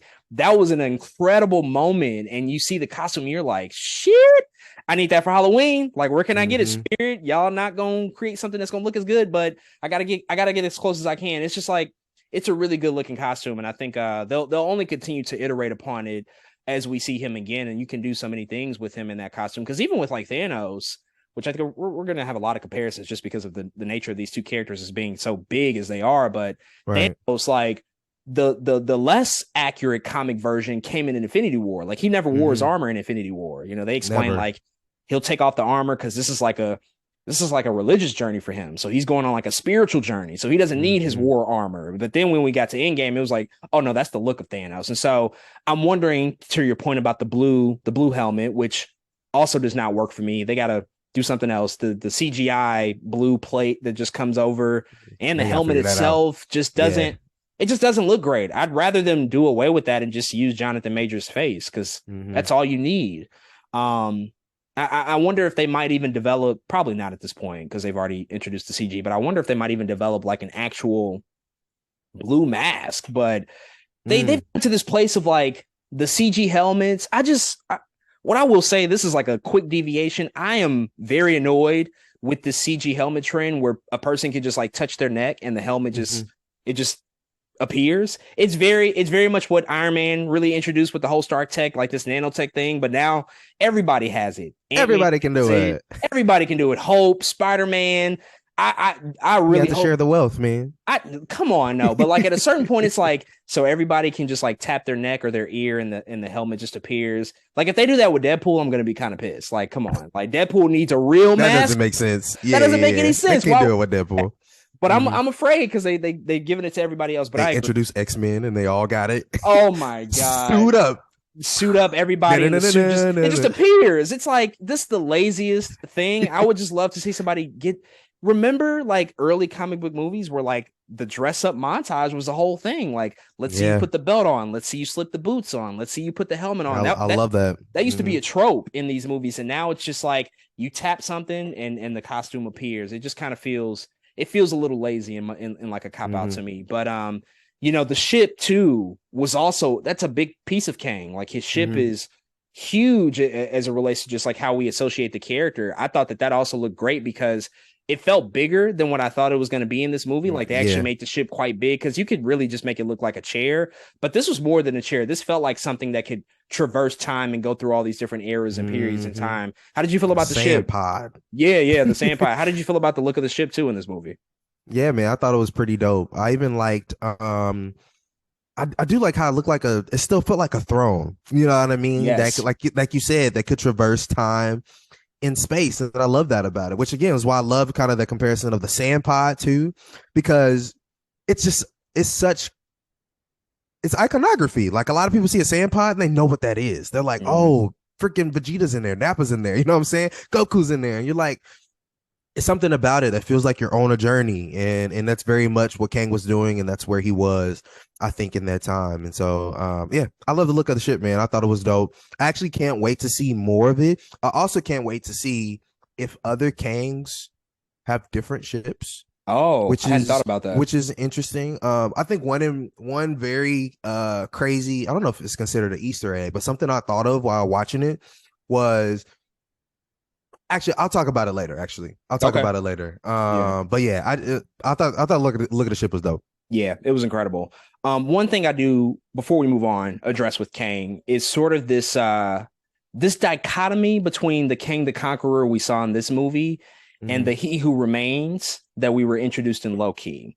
And I bring that up because I don't know, something feels a little weird. Something feels a little bit off because we both talked at length about the appearance of He Who Remains in Loki. We reviewed that entire episode and just what he brought and just the fact that it was the true introduction of what we would know would be Kang the Conqueror ultimately in this film. There was a point in Quantumania when he's talking to Janet inside of his tower where he's explaining the multiverse. He's explaining why he was exiled. He's explaining why he doesn't see eye to eye with his Kang counterparts, his variants. And it was very exactly. And it was very reminiscent of the conversation that He Who Remains had with Loki and Sylvie in that finale of that series, where he explained the multiversal war and everything that came about. And I remember that He Who Remains, because I rewatched that episode before Quantumania, and He Who Remains talked about the fact that he ended the multiversal war basically by creating Goliath, that creature that was, in that alternate reality. And he basically used Goliath to destroy alternate timelines. And he established the TVA to essentially enforce the rules of the timeline, of the sacred timeline, and to make sure that people didn't go across space and time when they weren't supposed to. And then Kang in this movie felt like he gave a lot of the same explanation. Like it wasn't verbatim what He Who Remains said, and he did not name check Goliath. But I was just wondering and thinking about that in that conversation. I was like, well, did you really need to watch Loki in order to get the same exact information that we just got here? Because a lot of it feels similar. And I think that He Who Remains and Kang the Conqueror both represent these outliers compared to the rest of the variants. Right, exactly. But if you didn't watch Low-Key, you wouldn't really never know that. You would just kind of know that, like, well, Kang in this movie that we saw, the Exile Kang, he's like the one disruptor, and everybody else is apparently on the same page. But that's not really the case. He Who Remains was also kind of a disruptor based off of everything he told us in Low-Key. But what do you think about just the differences and maybe some of the similarities between those two characters? And do you think that He Who Remains is even at all important anymore? Because we don't hear about him at all in this movie. Yeah, one thing about this movie that I don't know if didn't work for me all the way. It could be more of an observation, but part of it is the stakes of the film, where I thought, okay, Kang is in this. Ant-Man is going to lose. Like, that was just the expectation I had before the movie came out. I was like, Ant-Man's going to lose. But I thought, if this Kang was truly the exile Kang, and he's exiled because he's too wild, and by the end of the movie, Kang loses, and there's some weird gravity stuff there. I was like, did he just lose? Like, did Kang just lose? But his motives make it feel like you said, him and He Who Remain are very much two different outliers, right? Now that they've gotten rid of both outliers, it kind of took away a little bit for the gravity of the situation to me. Because I see what you're saying. Yeah. Because they got rid of both of them. Because if all the other variants are so scared of exactly. Kang the Conqueror, if he's such a person to be feared, and now all of a sudden he's apparently dead, then what's the real threat? You telling me they beat the scariest one? You know what I'm saying? Like, that's supposed to be the scariest Kang. Yeah, that's a good question. And this is the same Kang that literally just told us he beat Thor. He literally told us he beat Thor in this movie. He killed Thor. I just think that's interesting. I don't know. There's some weird stuff going on there. And I think something that maybe even helps that both He Who Remains and this Kang that could have separated them a little bit would have been the motives of this Kang. He Who Remains very much, at least clearly, was like, hey, there's a ton of me. I made the TVA, so there's only one of me. I don't need any of these other brothers crossing no timelines. This is where we just need this to be one thing. I wish this Kang had a little bit more of something to hold on to, right? Something about that makes Thanos so good is you can at least understand why he was doing what he was doing. You at least, and because of that, he felt more like a threat because he was winning constantly. When we see the Kang in this movie, Exile Kang, we know he's conquered worlds, right? Because of everything that Janet has seen. But we didn't see him win, really. We just come to a point where he's already won, if that makes sense. Like, we get to the quantum realm and it's like, he's the king of the verse. And we're like, okay, that's cool. And so, part of me is just wishing that, like, he had another motive. Like, I'm about to get out and all the other Kangs, you know what I'm saying? Maybe I wish that was a thing, or like, I am going to make sure all the timelines are something, you know what I mean? Just something. And so I think that message would have been more different had that been the case, had he had a different motive. But because he doesn't really, because he's just there trying to wreak havoc, what are you going to do now? Win. Because he's just trying to win right now, I think that's why their messages feel so alike. And that's all. They didn't have anything for him to say in that moment. But like, yeah, this is these timelines are like this. There's a bunch of other me's out doing this thing, and yeah, I think that's why they felt the same, because he didn't have enough of a motive. Of course, the other Kangs, again, we'll talk about later, very much clearly going to have a different motive. But I just wish this one could give us something else to, like you said, to make him and He Who Remains say something a little different. Yeah, He Who Remains, it felt very clear to me why he established the TVA. It felt very... It was like, yeah, that makes sense. Yeah, they're wilding out. We got to do something to get this all back in line. And they look at me kind of crazy because I wanted to establish this TVA. This Kang, it feels very revenge-driven, that due to the fact that they exiled him, he just wants to go murder the rest of his Kangs. So if he is indeed dead, which we'll circle back to for sure, but if he is indeed dead, then how do you make the battle between Kang, or Kangs plural, personal to the Avengers whenever that time does come? What does that look like? Is it just these other Kangs going wild on all of time and just like unleashing havoc? Maybe, I don't know. But if it is just as decisive as somebody wanting to conquer, then that's fine. But I do think that we need a little bit more emotionally to understand, well, what's the reason for that? Is it because Kangs are just they're so outlandish? And I think that's part of it. I do think that that's part of it, because that post-credit scene kind of told me a few things as other variants. But I think, again, I do want to kind of give a little bit of fairness to this movie, that I do anticipate that stuff will come. I just don't think now was 100% the appropriate time. They could have alluded to it, but a part of it is going to be like, damn, well, what else is there? And I feel like Kang Dynasty is probably going to be the place where much of that is explored, but we're going to circle back to that for sure. Let's move on and talk about Michelle Pfeiffer as Janet Van Dyne, who also had a ton to do here. We've already kind of circled around her and just the relationship that she has to Kang, but there's also a lot as it relates to her character, because she is the one that's most familiar with the quantum realm by the time we arrive to this movie, because we know she spent like 30 years down there and they had to rescue her in Ant-Man and the Wasp back in 2018. So now when we meet her at the top of this movie, she's still a little bit reserved. She's still closed off. She doesn't really want to talk about her time in the quantum realm. That kind of comes back to bite them in the ass, because the fact that she withheld a lot of this information is partially the reason that they're in the situation that they're end up in to begin with. Because, maybe if she talked about it, they could have prevented everything that Cassie did, because she would have been like, yeah, you probably shouldn't send a signal down there, because somebody can pick up on it and can drag us down to the quantum realm. But that being said, she's almost like Scott in the quantum realm to like what he is on Earth. She's a celebrity. Everybody knows her. Everybody has already like established a relationship with her, because we find out ultimately that she was like the leader of a freedom fighter group. I guess that's what they're called, the freedom fighters. Oh, they are the freedom fighters. That's it. Yep. That's what it is. Right. So she's the leader of this group, essentially to act as a resistance to everything that Kang has started to impart on the quantum realm. He becomes like the overlord of the quantum realm after she destroys his ship and they're left stranded down there. And so we see her in those flashbacks. Essentially, they start off that conflict, but by the time they end up back in the quantum realm, everybody knows her name. Everybody is, trying to look for her and figure out like, well, what are you doing back down here? And well, you probably should get the fuck out of here, because Kang is looking for you, and that's going to mean all hell. What did you think about just the role that Janet Van Dyne had in this movie, and then also just Michelle Pfeiffer's performance overall? Man, she was the Obi-Wan Kenobi in this thing, man. It's crazy. So two things about Janet. One, I understand this movie came later, but there's this like weird,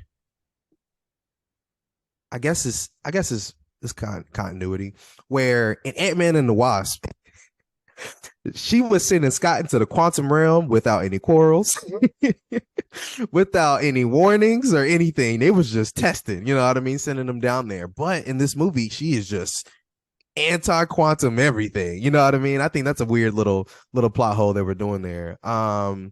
And I think the first couple times that Janet was scared of the quantum realm is fine, right? That's like a normal movie thing to happen. Don't go down there. Those warnings are very normal. I have very much PTSD in this place because of this, and that, but I'm not going to tell you yet. That's very much normal. And I think after a while, it felt like a weird excuse to be mysterious throughout the film by keeping the characters out of the know, even though, like you said, we get it eventually, right? We get the moment where she's finally telling us, this is what Kang is, this is what he does. But I feel like it went on slightly too long, which was interesting. I was like, dang, we're still going here. But I love that she's a celebrity down in the quantum realm, because I don't know, it just gave us a lot of cool moments. Like, it made us feel, initially when we thought she was there, we really thought she was just in like walking around with whatever animals lived in the quantum realm for a while. But now we realize there's a whole civilization down here, and Janet is a name to be known. Someone who's been here, done that. She really is I don't even know what else to call her, but she has walked the quantum realm, and she's no. I also feel like people could tell she's nobody really to be messed with like that because of her connection to Kang. I thought that was interesting. The fact that like, because people don't only know Janet, people know Janet is connected to Kang, and that's why they're afraid of Janet. I like that aspect as well, because it adds something else to her characters. Like what were you doing? You know what I'm saying? Like, what is really going on down here? So I do like that mystery. Like, part of me wishes that she told us about Kang a little earlier, but didn't tell us about necessarily her relationship or what she did to Kang until later on down the line. I think that would have been cool because I got tired of hearing, Mom, why won't you tell us what's going on down here? Don't worry, you're just gonna have to trust me. That happened for like 50 minutes of the movie. You know what I'm saying? A 2-hour movie. I was like, dang, just tell us already, kind of type thing. So I wish she told us a little bit more. But what else more can I say? We've already been said. Michelle Pfeiffer really killed this, man. She was really acting in this thing. She her and Kang were the best parts of the film to me. I love that how much she had to do here because and Loki, she just got here. You know what I'm saying? Even in Ant-Man and the Wasp, she kind of just got here and arrived. She got snapped away like instantly. She showed up and got snapped. You know what I'm saying? So I pretty much I enjoyed her presence here. She's she's a legend. Yeah, and I appreciate what she brought to the film, man. I really do. Yeah, listen, Michelle Pfeiffer, I think she was outstanding in this movie. And if you're going to have Michelle Pfeiffer a part of your cinematic universe, then you should probably use her because she is that good. And thankfully, they did use her all throughout this movie. And we got to really see everything that she brought, the emotional stakes, because I think she had to carry the most emotional weight out of any character because she was burdened with more knowledge than the rest of them. And that was partially due to her choice because she withheld a lot of stuff. But that was also just due to the fact that the fear she has for this man, she saw what he's capable of, and she does not want to put her family in danger. But so much so that she's trying to protect them that she almost inadvertently puts them in harm's way because of the fact that she just did not tell them this stuff. But I think that Michelle Pfeiffer was incredible in this movie. And it reaffirmed to me that if she really still wanted to be Catwoman over in DC, she can still do it. If she want to, she could absolutely still do it. Doesn't seem like James Gunn, Peter Safran are ever going to go that route. That might have been a movie that got killed for all we know. It's an Elseworld movie. Yeah, hell, I'll take it. Give it to me now. But I just loved everything that she had to do here, and the fact that folks just kind of knew her and just knew of her reputation, and that followed her all throughout the movie and set up just the reuniting, I guess, of her and Kang, and the fact that they have a ton of history with each other, and it's not great history, and she's going to have to reckon with that eventually and have to save her family and make sure that they're not put in harm's way. Because of her time in the quantum realm, we get to meet a lot of new wacky and weird characters who exist in this space, who were residents of the quantum realm, I guess. And before we talk about some of the other supporting players, we should just acknowledge Bill Murray is in this movie. That was not held as a surprise. They eventually did reveal him in the trailers, and he's playing this character called Lord Kryler. And he's not in the movie a ton. He just has like one segment. It's basically just to reintroduce Janet into the quantum realm and to find a connective piece of a person that she once knew that could give her information about maybe where Cassie and Scott are, because she's ultimately looking for them. And Bill Murray comes into this movie. I couldn't help but just like think about Ghostbusters and like Groundhog Day the entire time as I was watching him. How could you not? Like Bill Murray, you're in a Marvel movie now, but I will say, it's cool to see him. It's always great to see Bill Murray, especially when he like comes in a cameo capacity. He's just like having fun.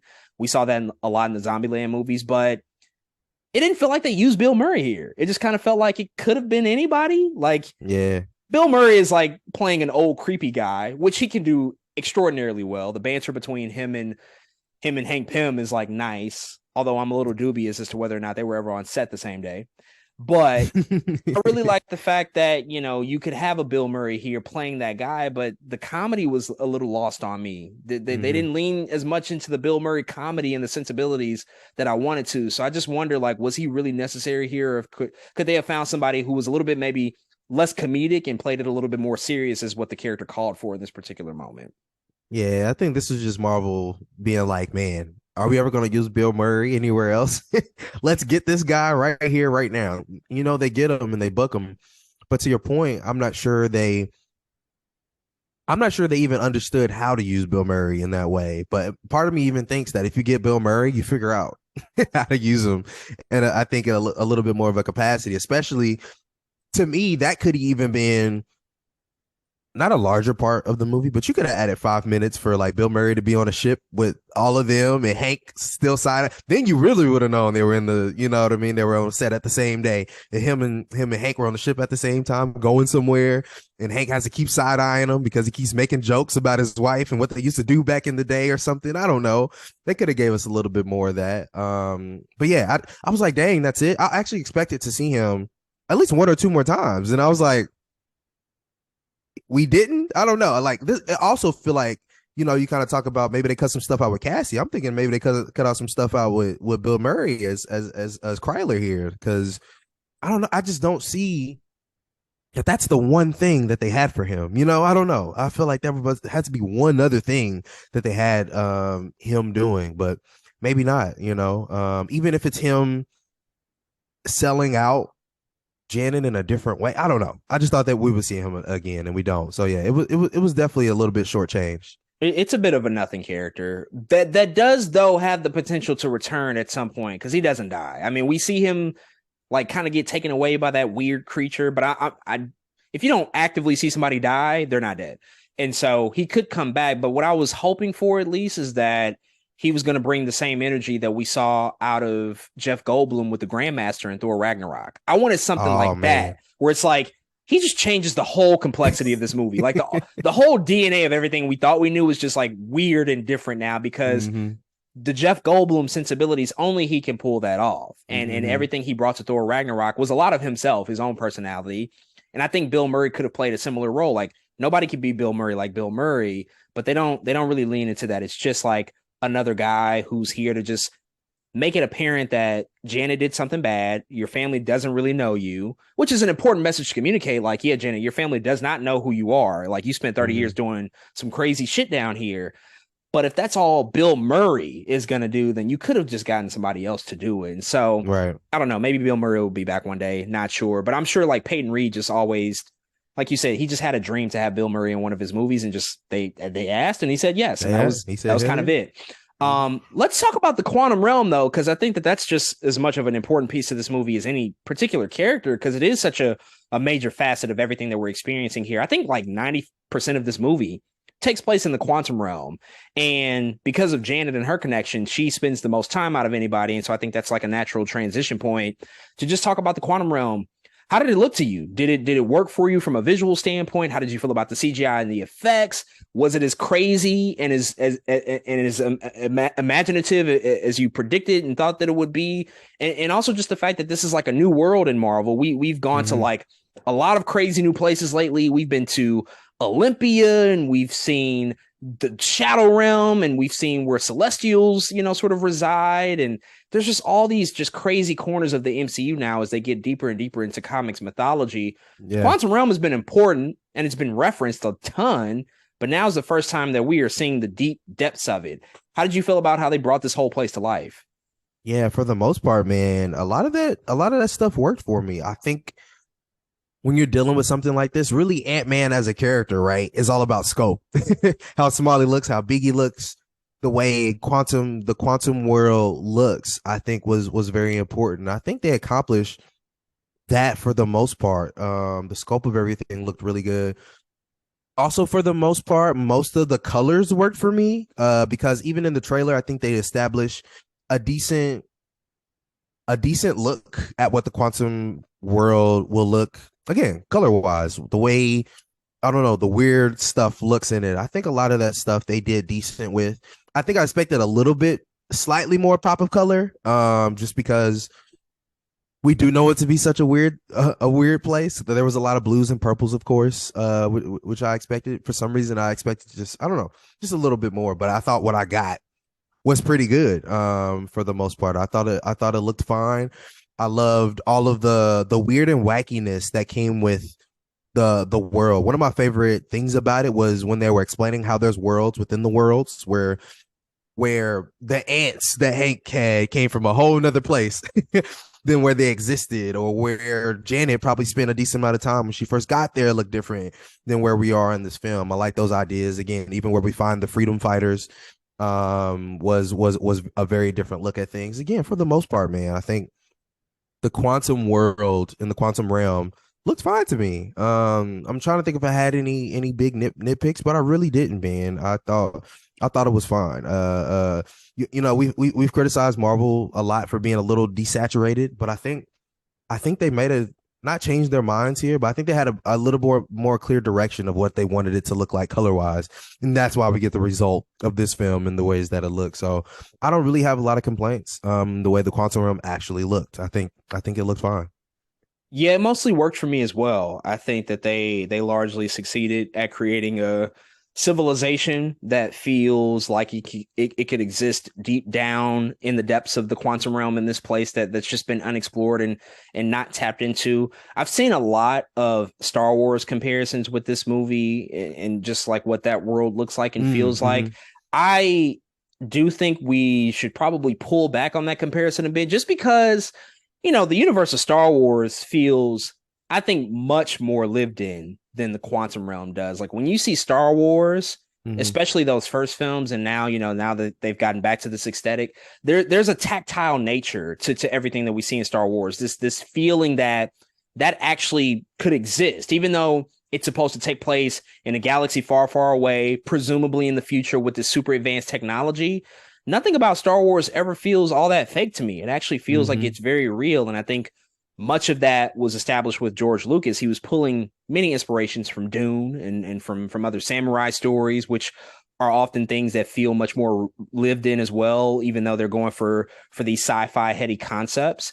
And while it's futuristic, you still have that element of like this kind of feels old and worn. And I think that the quantum realm was going for that. I think Peyton Reed and his team were going for that. The issue is that they filmed much of this movie on the volume, and what Marvel has traditionally done is that they'll build a surface. We'll see some rocks in the foreground in like the 5 feet that's proximately away from like the characters, but then after that it's all digital stuff that they're creating, which again, this place is not real, so you have to take that type of liberty. But I think that it kind of fails at going after the Star Wars aesthetic, and those comparisons are probably a little unfair. And it more so achieves in terms of, hey, this is just a place that we just have not tapped into yet. Let's see how it looks and let's see how to explore it. And you get these people that are kind of dressed in these post-apocalyptic garbs, which is also kind of cool. And then I was wondering too, with like Kang is like a big presence down here.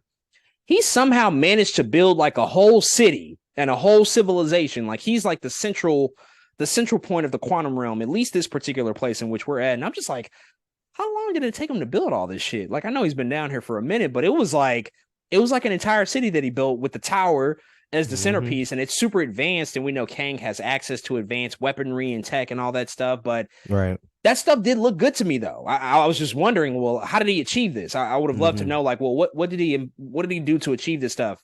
But that might just be asking for too much because Star Wars never really explains a lot of that stuff either in their own universe. But overall, I think it was pretty good, with what they did here. And this has been another big point of contention for people. Like, oh, it's super visual effects heavy, and oh, it's just too much, and it's nothing but a CGI movie. And it's like, yes, that's the case. I just feel like we as an audience, like when you see a movie called Quantumania, which is a place that's not real, we kind of enter into this agreement, this unspoken agreement that I know what I'm getting myself into. Therefore, I Yes. should not have this expectation that it's going to look the greatest. Like, we want it to look as good as it can, but it's not going to ever feel real because it's not. James Cameron just did the same thing with Avatar: The Way of Water to a much more successful degree, but it's also Yeah, another it's different. CGI Mm-hmm. movie. It's Yeah. all CGI. It's an unreal environment. He created something that just does not exist. And so I think we just have to level set. We just have to always like adjust our expectations and just understand like what they're going after.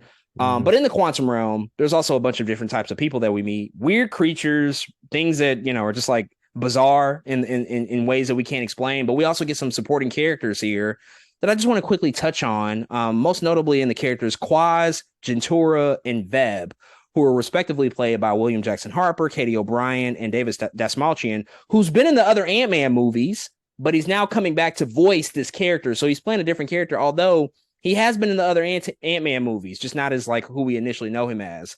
How did you feel about seeing some of these other supporting players, sort of be in the quantum realm? They're kind of they're not human, but they are kind of our human connection to the people that Mm-hmm. exist down in this other civilization. Hey man, one of my favorite fan casts for Reed Richards was William Jackson Harper. Oh, That was interesting. it was one of my favorite fan casts. Especially now that we know a descendant of Reed Richards is a black man, thus King the Conqueror, Jonathan Majors.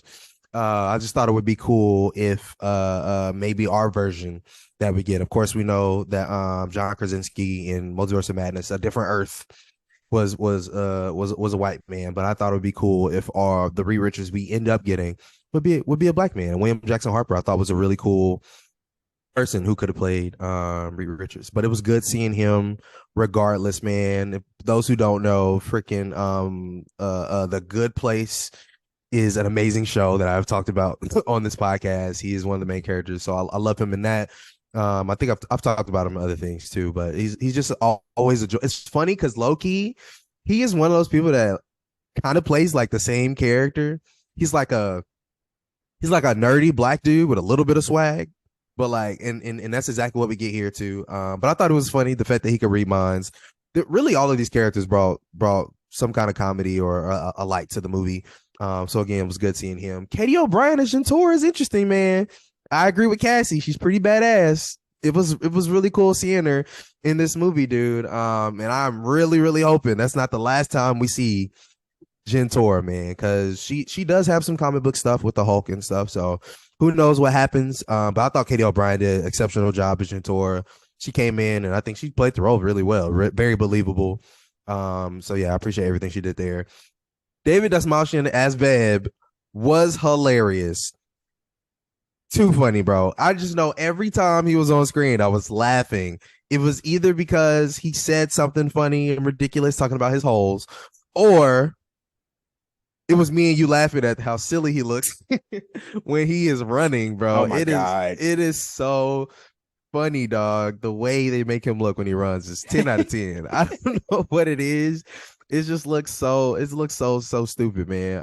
And to be honest, it's probably one of those things they watch this movie and they're like, I don't know about this because it is silly, but also I'm like, I love this because it's so silly, you know what I mean, kind of type thing. So I very much appreciated Bev as a character. Again, it's crazy seeing David Dastmalchian come back and play a completely different character in another Ant-Man movie. But man, I enjoyed all three of these characters, man. I thought they did a good job across the board.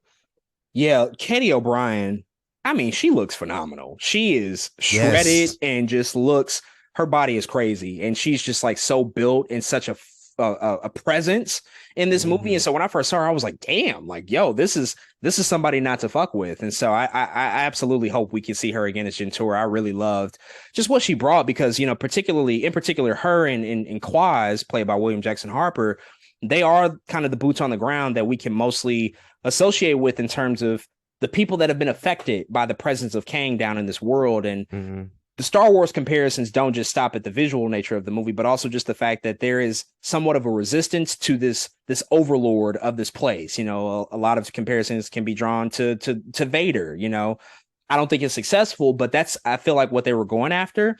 And I think we could have used more of them to really establish that idea, to really make us understand, like, yo, Kang did some really sadistic stuff down here. Like it was kind of just like introduced in a quick way in a line that Katie O'Brien delivered. But that being said, with the amount of time that they had to work with, I think that they all successfully did what they had to do. I would love to see them again. I don't know if we will. You know, Marvel does have a tendency to bring these people in and you just never know where they end up because they are not major players and there's only so much room. But with what they had to do here, Veb was just hilarious. The whole thing was a good joke. And even the moment when he first is giving the ooze to Scott, he has to drink it, and then Scott all of a sudden can understand everybody.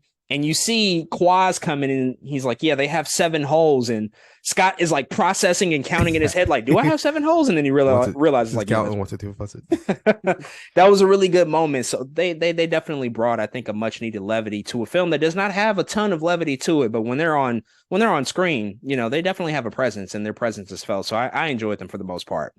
Let's talk about Catherine Newton as Cassie Lang, who is a recast. Cassie Lang was actually portrayed by the older version, I should say, by Emma Furman in Avengers Endgame. We know, of course, they were going to always have to recast the character because Cassie Lang in the first 2 movies is a younger girl. And so here we get Catherine Newton coming into the MCU, and she also has her own super suit. She is using these shrinking powers just like both Scott and Hope are doing, but she's also this rebellious teenager, you know, sort of going through this time in her life where she's trying to find her place and still trying to establish a relationship with her father, but she's also like very much in the fight. Her whole idea is like, we should be doing something. She's very much against like things that are oppressing other people. The reason she's locked up anyway is because she was at a protest and the cops were throwing like tear gas, and so she got wrapped up into that. And so she doesn't fuck with the police, clearly. Again, I think taking a lot from her father, just rebellious spirit overall. But as we see her adventures in the quantum realm alongside her father, she's also trying to establish a relationship with the people of the quantum realm. And she's trying to do something about everything that they're dealing with. She hears about Kang and this threat and this conqueror, and she's like, well, Dad, we have to do something. We have to help them. How can we help them? And she's very much on that particular bandwagon. And so that's kind of her journey throughout this film, while she's also, again, trying to become closer with her father. But what did you think about Catherine Newton? This is really, being her first time in the MCU, her first showing, even though we have seen the character of Cassie before. This is really Catherine's introduction into this entire story. What did you think about what she brought to this movie? Yeah, she was okay, man. There's things in here in moments in which it's something about the way she performs that just didn't sell me completely. Some things felt, I don't know if over the top is the word, but they felt, I don't know. They just didn't feel how I thought they would feel coming from Cassie Lang, man. And so yeah, she was just fine in the film. I think part of it was something I was talking about earlier, where I didn't feel like I knew her enough for her to be delivering certain lines. Like, part of me felt like they didn't do the work for her to be mad at Scott. So when she would say something where she felt like she was mad at her dad, again, I'd be like, who are you? Like, why are you so upset? Kind of type thing. And I think that took away from her performance for me a little bit. Also, did they name her in this movie? No, not officially. I was waiting on a stature or an ant girl or something, and we didn't get that. And I was like, dang, I don't know. They probably don't know. They probably haven't figured that out themselves. They're probably still trying to figure it out, man. I also expected her suit to be a little bit more, I think, flashier than her dad's and her mom's. I don't know if flashier is the word, but I don't know. I expected her to, like, red is his bright color and yellow is his bright color. So I expected her to be a little bit brighter in that regard, maybe a little brighter purple in that regard. And it was a little bit more toned down. So that was a interesting choice as well. But yeah, I really don't have much to say about her because of the disconnectedness that I felt with her character throughout the film. It just felt like she was there as a vehicle for Scott to do something versus us actually getting to know his daughter differently, right? Like, where's the same girl that was like, I don't know, I don't know. It felt like a different girl than what we've gotten in the past. So it was fine overall. Maybe the more I watch the movie, the more I'm like, okay, she was cool. But right now, it was just like, I don't have much to say about her.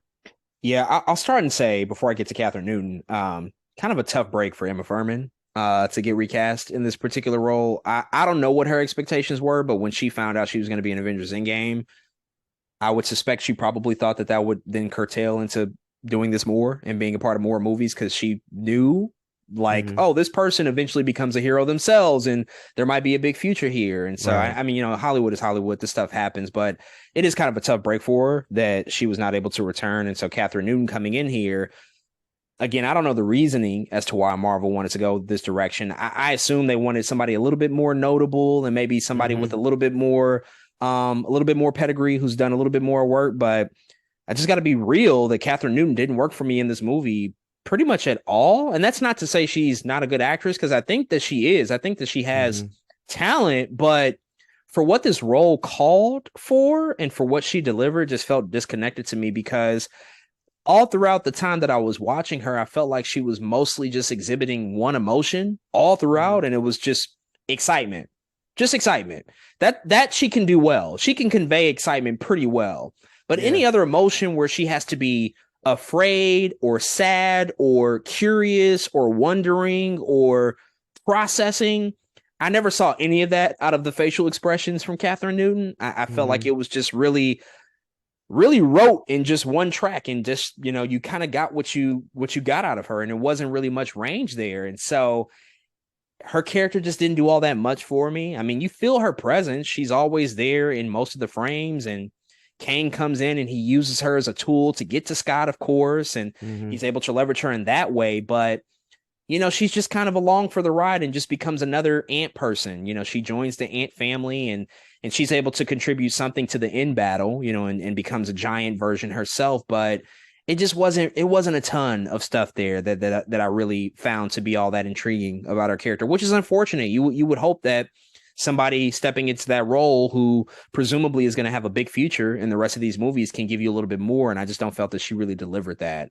But speaking of, her and her presence in this movie, again, as I said, that she's kind of like she's the leverage of what Kang can use against Scott in order to get Scott to do what he wants. We do find out that one of Kang's big motivations is to get this multiversal power core engine back so that he can power his ship to get out the quantum realm, which leads to a pretty visually impressive sequence of the probability storm, which you had talked about a little bit earlier. I just want to kind of revisit the probability storm because it is one of those crazier things that we see in any of these films that's like, well, wait, what are they doing here? And you see Scott being used in this capacity because he is like an expert thief and Kang needs him to go steal something back for him. But that probability storm, the reason that it exists is because it exists in this place where the multiversal engine core had basically it almost imploded and became like a giant version of what it's intended to be because of like what Janet did to it. And so Scott has to go down to this really strange place, and M.O.D.O.K just tells him, don't die. And he gets down there and he just sees all these copies of himself start to develop because it's every possible version of the character that we see. For me, this was the point of the film where I was like, oh, they're going for it. They're just completely out there with this sci-fi stuff. They're going for a really weird direction where we're seeing all these copies. And then you get the cool version of the Baskin Robbins version, that pops up. I thought that was pretty funny. Yeah. But all of that stuff I thought just worked really, really well. I think I don't know how it worked for other people, but when you talk about like other movies where people shrink, like Honey, I Shrunk the Kids, it felt a lot like that, where you start to see like the really big versions of things fall around and they have to like escape around that stuff and make sure that they're not, going to be killed and consumed by it. But what did you think about that whole sequence again? Yeah, I even like the way they showed us that he had to keep getting smaller and smaller as he went into it. He was like, oh, I gotta go smaller again. Let's do it again. I like that as well. I think that's a important detail to show how really how quantum you can get into the quantum realm. You know what I'm saying? Remember, Loki is Ant-Man 1. I remember how afraid we were of getting that small, and now how comfortable they really are with getting that small. I think it's so important and so interesting. But man, this is probably, it's close to like my favorite part of the film that doesn't deal with Kang or Janet, because of I think it's the idea I like so much. Again, unfortunately, they don't go all the way in and really talk about or make the comparisons that I wish they would have made, because what's so interesting about that probability storm again is, of course, one, seeing the other versions, the probabilities of yourself. Of course, it's interesting. Like, what if this is me if I would have stayed at Baskin Robbins? This is Scott if he, I don't know, you know what I mean? If he never got out of jail, maybe, or something. You know what I'm saying? This is Scott if this is really dark, but if Cassie had passed, or this is Scott if him and his wife were still together or something. It's cool seeing all those different versions. But one thing I wish they would have did was compare that idea, the probability of there being different Scotts, something which we know those weren't real. Wish they would have compared that with the idea that Kang is dealing with that in real time with real Kangs. I wish that somehow they would have made that comparison, because like Scott is they're telling Scott they aren't real, blah blah blah, and I'm back here thinking, but Kang has to deal with that real spill. Like, hey, you know what I'm saying? Like, there's like Council of Kangs is a real thing. So part of me was wishing that they would have touched on that somehow. I know it's hard. I know it's like not necessarily a foreign concept, but it's hard to put those two things together. But I thought it would have been dope if they would have talked about that. Not only that, but if they would have even made it slightly more of a come home moment for Scott. He kind of gets over it, a little bit, and he bands all the Ant-Mans band together because they all believe that they need to save Cassie. That's cool, but I also wish it was like even more self-reflective than that, than it being about Cassie. I wish it was something else about his character where, I don't know, that it was about saving the world outside of himself. That wasn't just about Cassie kind of type thing, and they made it like that. Because it's crazy. Hope shows up, and she has the duplicates, and they go away almost instantly. when she finds Scott, it's like, dang, they gone already kind of type thing. So again, I really love the sequence.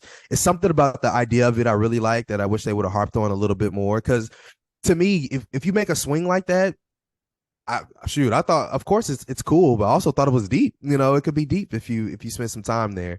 But yeah, I really like that moment, man.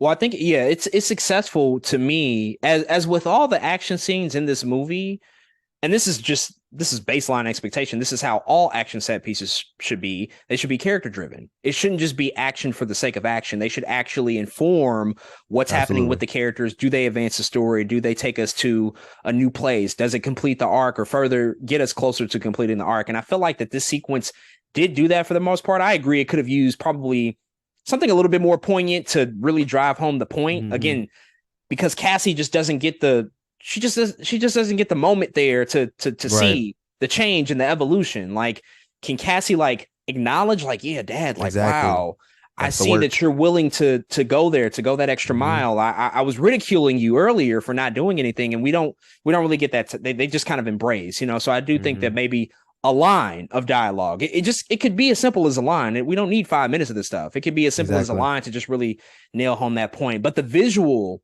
of Hope coming into the probability storm and then them linking together and then all of the possibilities become one. They killed it. That was incredible. I can literally get on film Twitter in like 6 months when this movie's like available at home. I can just see all the screenshots now of that scene, like everybody looking like Ant-Man in 4K, probability storm sequence. Like everybody's going to be referencing that because it was gorgeous. It was a great visual in the movie.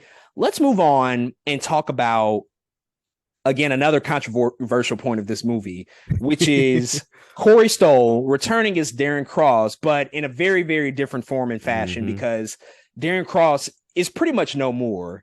This character is coming in as M.O.D.O.K, which is a mechanized organism designed only for killing, which M.O.D.O.K, if you are familiar with the characters of Marvel Comics, is very much a prominent villain that's been featured in Marvel Comics. He's been sort of a mainstay for a while now. He's been a foe of the Avengers numerous times. He's also been recently introduced into a lot of other media as well. He was the main villain in the Avengers video game, which came out a few years ago, which, the game is what it is, but he was a villain of that. And they also did a M.O.D.O.K animated TV series, which I haven't checked out in full, but that was on Hulu for a couple of seasons, if I'm not mistaken, before they ultimately decided to get rid of that show. It's also important to note that this iteration of M.O.D.O.K is not typically the M.O.D.O.K that we associate with the comics character. The comic version of M.O.D.O.K is George Tarleton. That's who's the character is in the comics. And there's also like the association with AIM, Advanced Idea Mechanics, because he's an employee at AIM.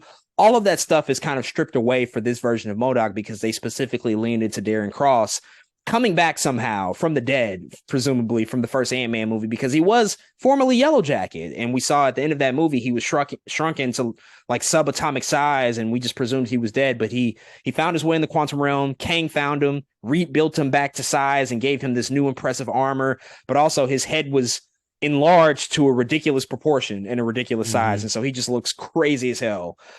M.O.D.O.K again is one of those points of the movie where I feel like people are either saying like I loved it or I just absolutely hated it, because it's polarizing, to say the least. Yeah. Where do you fall on the M.O.D.O.K conversation? How did you feel about what they did with this character, the changes that they made, and also the fact that like Darren Cross is that version of the character now as opposed to what we've seen in the comics? Yeah, it's a weird thing to talk about for me, because I really do think one of the best versions of M.O.D.O.K we got was in that Avengers game. I really thought that was a pretty good depiction.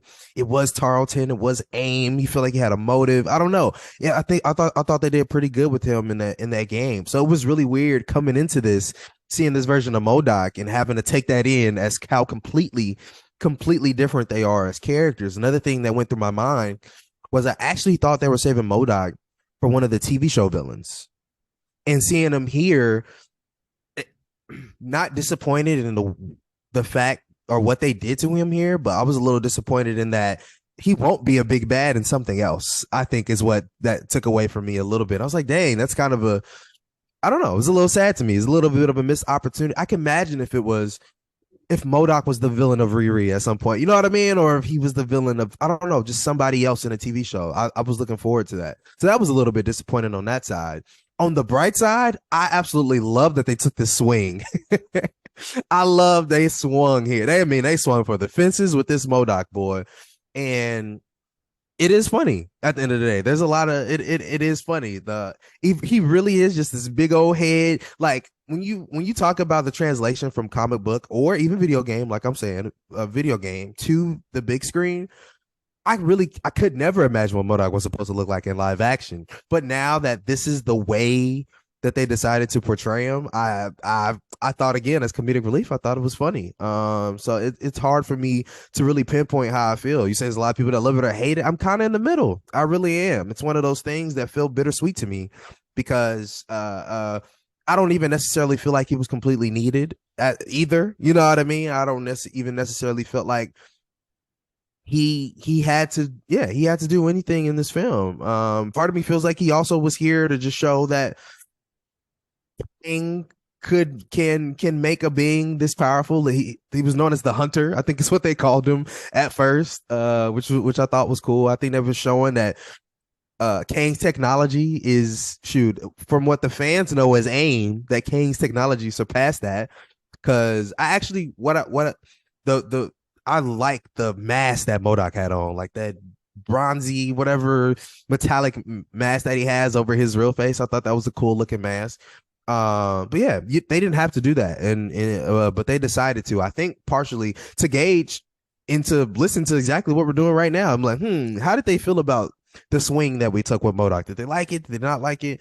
And like you said, I know a lot of people who's like, this is the part of the film where they're like, no, this is not, you know what I'm saying? This is not good. We don't like this thing. So I think it's very interesting. But yeah, so it kind of did, it kind of didn't. It just is what it is, kind of type thing for me right now. It's a mixed bag.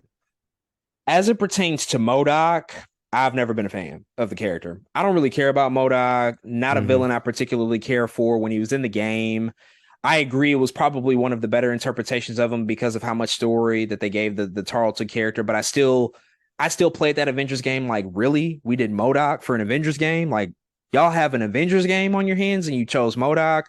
I've just never cared about M.O.D.O.K.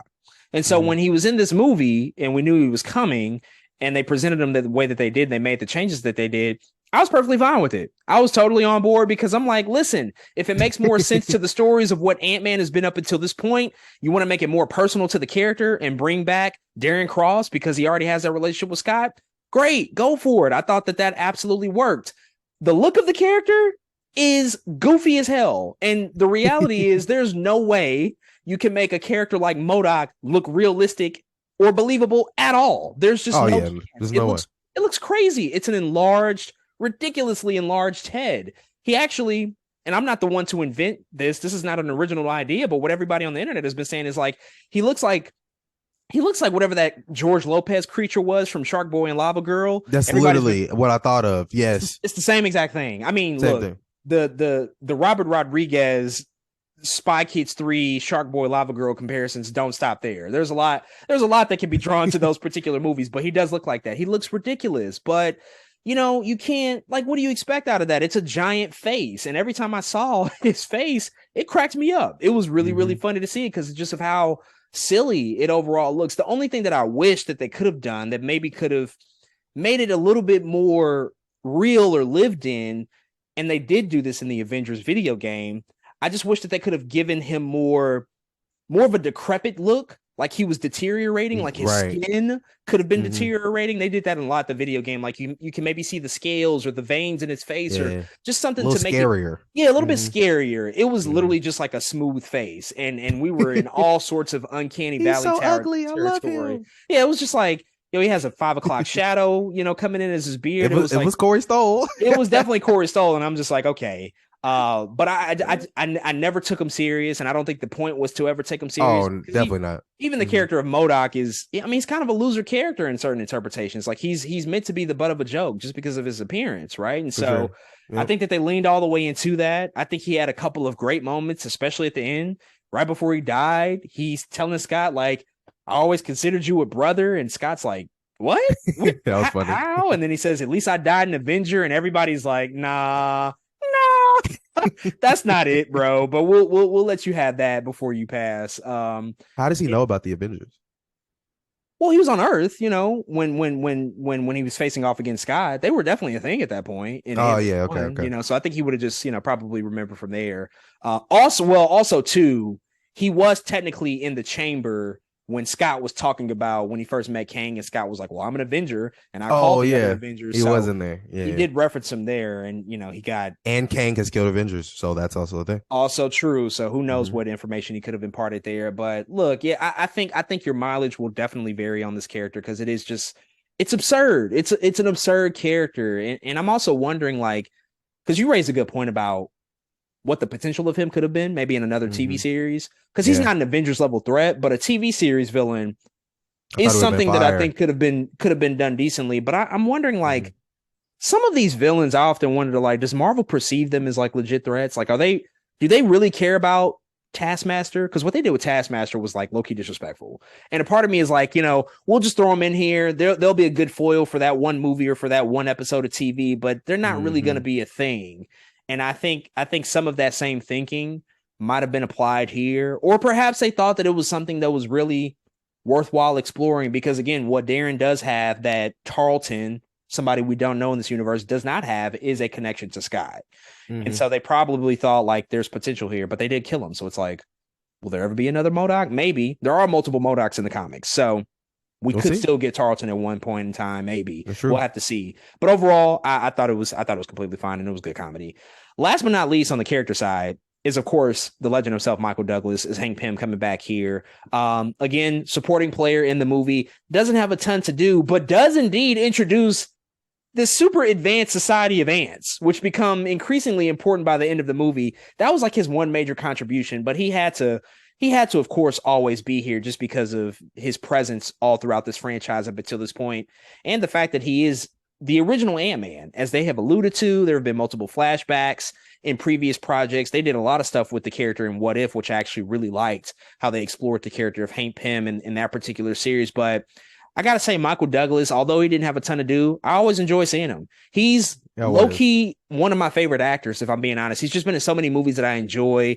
The Game, A Perfect Murder, Basic Instinct, Falling Down. Like, he does these performances, and he ends up in these situations in movies in which he just doesn't know how to handle himself. He doesn't know how he ended up in these positions, but he's also always playing like a dick and an asshole. You can see that in Wall Street. He's just like not a great person, and he typically plays these really bad characters. And so it's kind of nice to see him come in as Hank Pym, because they allude to that, I think, a few times. Like, we see him kind of be a little bit of an asshole occasionally, but they don't go all the way there. But, in this movie, he's really the driver. He's the designated driver, and he brings this advanced society advance. Those are his major contributions, which I thought were fine. I can't expect too much out of 78-year-old Michael Douglas. He's getting up there in age, but it was, for me, it was just a joy to see him. I didn't expect a ton out of him, but I always enjoyed just seeing him be a part of this franchise and have a little bit of fun. Yeah, pretty much the same, man. In fact, that's why I think it's such a surprise to see Janet have the force that she did have in this movie, because those are the two I expected to have the backseat, Michael Douglas and Michelle Pfeiffer, as kind of like these overseeing, parents out of these Ant-Man movies in particular. But seeing Michael Douglas, I think, like you said, man, it's just a joy to see him here, be present at all, because he doesn't have to be. But again, with me knowing Hank Pym as a character and what he really means to Marvel in general, or those original Avengers comic book wise, it's like the OG is here. You know what I'm saying? Like, low key, if you're really thinking about it, he's like the OG of like left. You know what I'm saying? Hank Pym really is in this thing. Like, ain't no more Starks or nothing like that, you know what I mean? So it's cool, I think, to have his presence here. I also really like the relationship that him and Scott have now, how much they like low-key love each other. He's like, yep, I read every word of the book. I was every like, goddamn word. I was like, it made me happy, because it's like, you know what I mean? As Scott, knowing somebody who was seeking Hank's approval for so long, and now Hank is like admitting to him. I feel like back in the day, he wouldn't have admitted to him anything, but seeing him admit to him that he read every word of the book, I thought, that's, to me, that's character development. That's a plus in my book. I love that they did that. I really do. So I love their relationship now. I even like at the beginning of the movie, I forgot what they agreed on. They agreed on something, but it was at the dinner table. And Hank was like, yeah, I forgot what it was. I have to go back and watch it again. But man, I really like Hank Pym's presence here. I also really like that it was his ants that just came through and wrecked all kind of shit. It was something about it that was like, oh yeah, this is Ant-Man.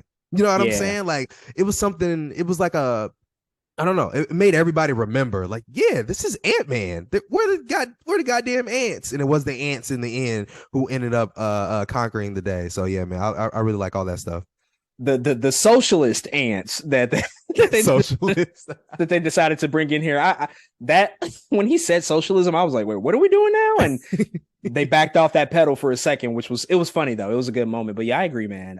Michael Douglas, always a treat to see here. And he brings, what you can't get out of every actor. You have to have somebody with the level of presence that Michael Douglas has, to your point, because we haven't gone so much into the Hank Pym era of Ant-Man. You have to give somebody, or you have to have somebody a part of your film that can give that to you without having to say it or talk about it. It's like that unspoken thing. It's like, we just know he has had all sorts of wild adventures. They've had a couple of flashbacks, but we know that this guy was like an active hero for a very long time. He is the OG, as you said. So I really just liked him being back here. He did say like, oh, if they bring me back, hopefully they can kill me. I feel like he's probably at the point where it's like, I've done everything I can do with Hank Pym. I've been in like these things. And so it might be time to like ride me off into the sunset, but we'll have to see.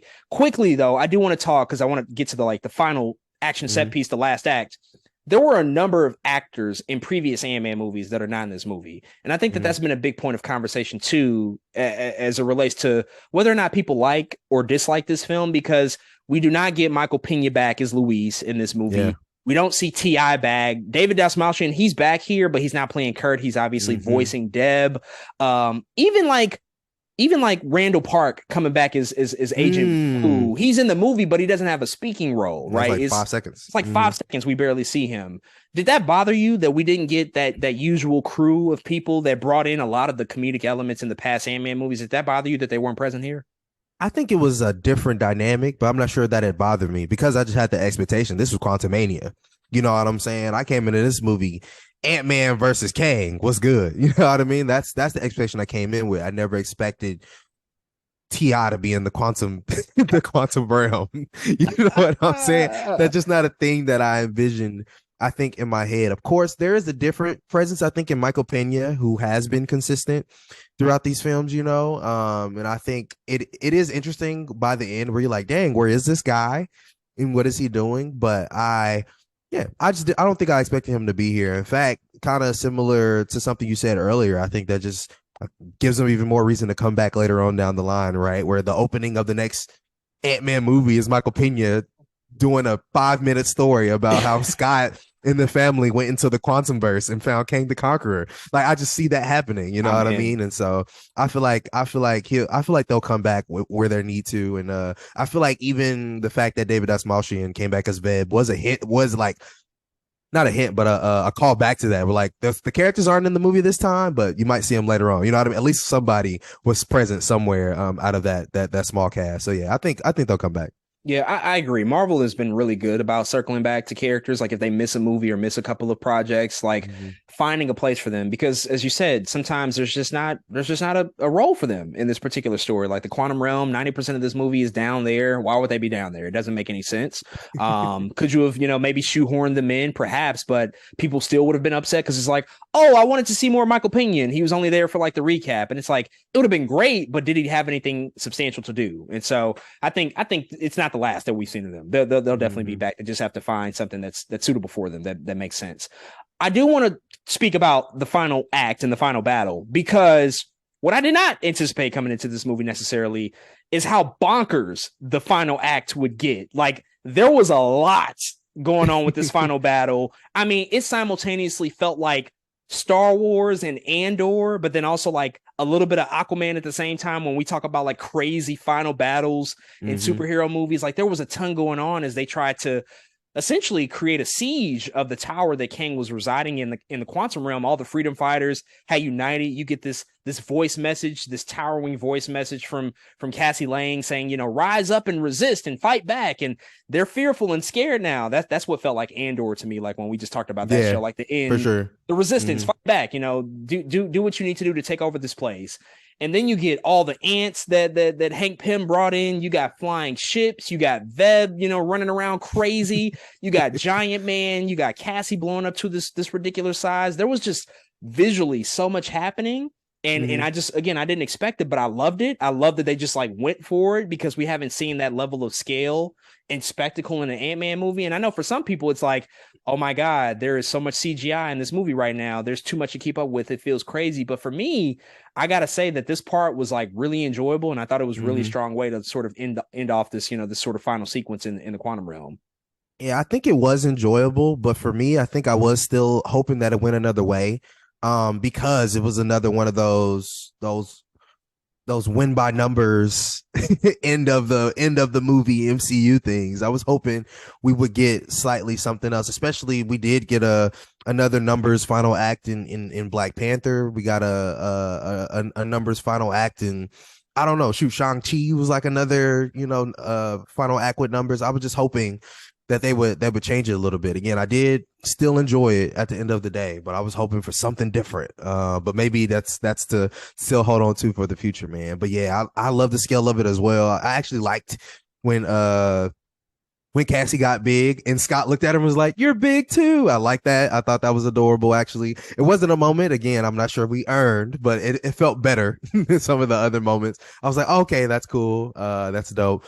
And yeah, man, it was cool seeing. Hey, bro, when Veb sucked that dude up, he was like, "I have holes." I thought it was insane. He sucked like 7 of them up at the same time. It was easy for him. And they were like, "We didn't know he could do that. He didn't know he could do it." Like, this is just such a crazy moment. I think in that sequence, man. But yeah, I think I love the scale. Again, I really like when the ants pulled up. It's something about the way they pulled up that just was like, y'all kicked in the door. Like, y'all didn't just pull up. Like, y'all came with the cavalry for real. So yeah, again, still enjoyable. Just wish they went. Still wish they went a different route than by the numbers game. Yeah, I mean, we definitely expect and anticipate these big final battles in Marvel movies, but again, I don't know, man. This was different for Ant-Man. I think comparatively to the other movies, like those have been a little bit more small scale in terms of their final acts. Like the first one, it's in Cassie's bedroom. The second one, it's like it's like a car chase, and then they kind of even get more small scale and really focus on like what's happening with Ghost in that movie and freeing Janet from the quantum realm. This, they just went for it, and I think they did. Yes, it's definitely similar to what we see in their other movies, but because it's Ant-Man particularly, I just didn't know that they were going to go for that. I was like, oh shit, this is like.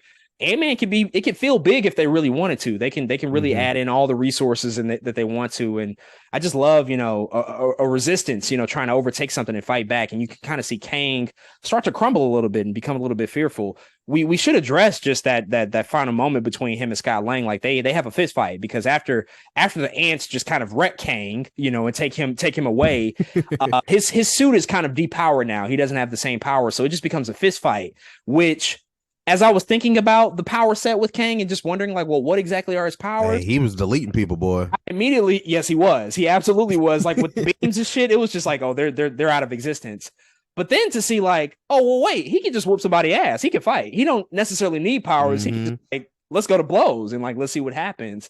That was very hard hitting too, because while all the crazy shit was happening with the resistance fighting back, the freedom fighters fighting back, you get this personal battle, and I just wished that they didn't reveal any of this stuff in the trailer. Like they started to show shots of the fight, and you can see like Ant-Man really reeling and seeing the effects of this. I wish they didn't show any of this stuff, but ultimately we see Janet return, or excuse me, Hope return to save Scott, and they're ultimately able to defeat Kang in that moment, and he's kind of sucked away in that machine that was formerly used to power his ship, and presumably he's dead. That's the information that we're at least presented with. I mean, how do you react to just those final moments? Does it feel believable that Hope and Scott were able to defeat Kang so handedly? Are you upset by that? Does it diminish the power level and the threat of him at all in the future? I think there's just a lot to examine from that standpoint, because I'm seeing so many reactions like, well, how did Kang get defeated by Ant-Man? How the fuck can he take on the Avengers if he can't even beat, people that talk to ants? What did you think about that whole scene? Yeah, I think part of that is it's real, man. You're talking about the next big bad, and of course there's multiple variants of him, right? But again, we're talking about the exiled Kang, the Kang that all the other Kangs were afraid of.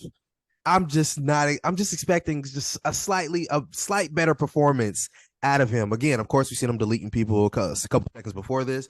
Of course, we've seen that he got hands, right? I think that's all important. but maybe I don't know. I just didn't expect to come in here and for him to lose that way. I think I was just expecting something else to show us. Yes, he's still powerful. Either I thought it was gonna go two ways. Yes, Kang is still powerful, and he wins. He wins at the end of the movie. Or yes, he's still powerful, and he loses. But he loses because of something a little more ridiculous than what we've seen him lose here.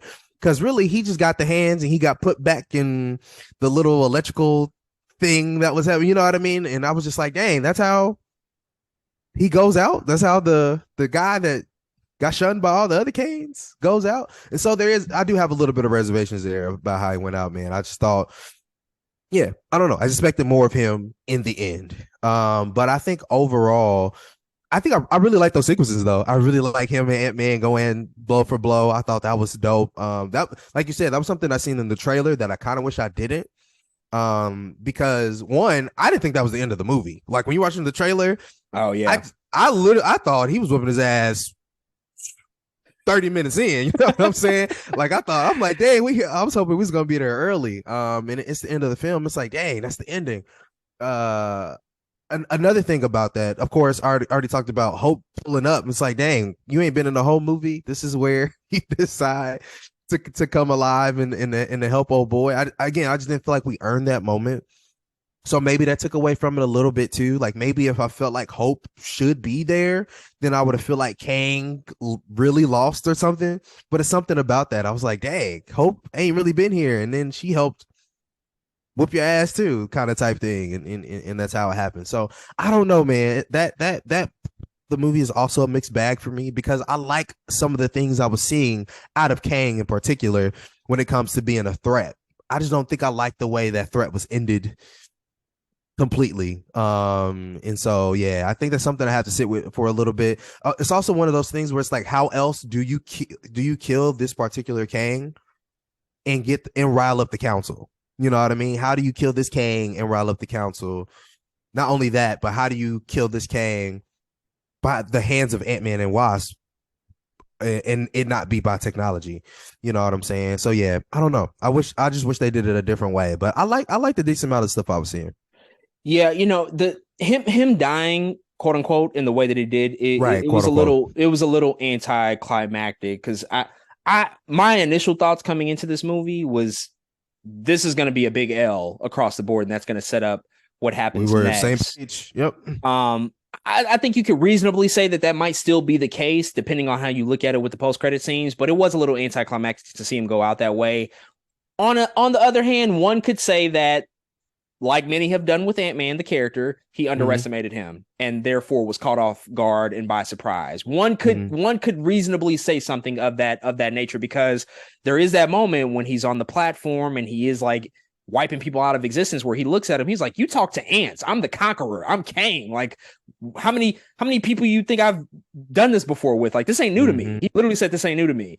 And so it might've just been him, you know, not really taking this whole thing serious as he probably should have in the moment. And he got sideswiped. He got, you know, sort of caught off guard, but it is one of those things. I think, you know, again, it kind of depends on what happens next. You know, what are they going to do to make sure that he feels as formidable as he needs to? Do you think he's actually dead? Like, is this version dead? The Council of Kangs in the post-credit scenes, which we'll talk about more in depth in a second, they say that he's dead. Do you actually think this version is gone and that perhaps we'll see an even more sinister, more monstrous version of the character in the future? You know, it's really hard to tell because again, they take the time to say exiled, you know what I mean? And now we're all calling him exiled Kang. I think it's really hard to tell. It depends on what they want to do with the character. The way he dies, he could very much be alive, right? Like we don't see him bleeding out.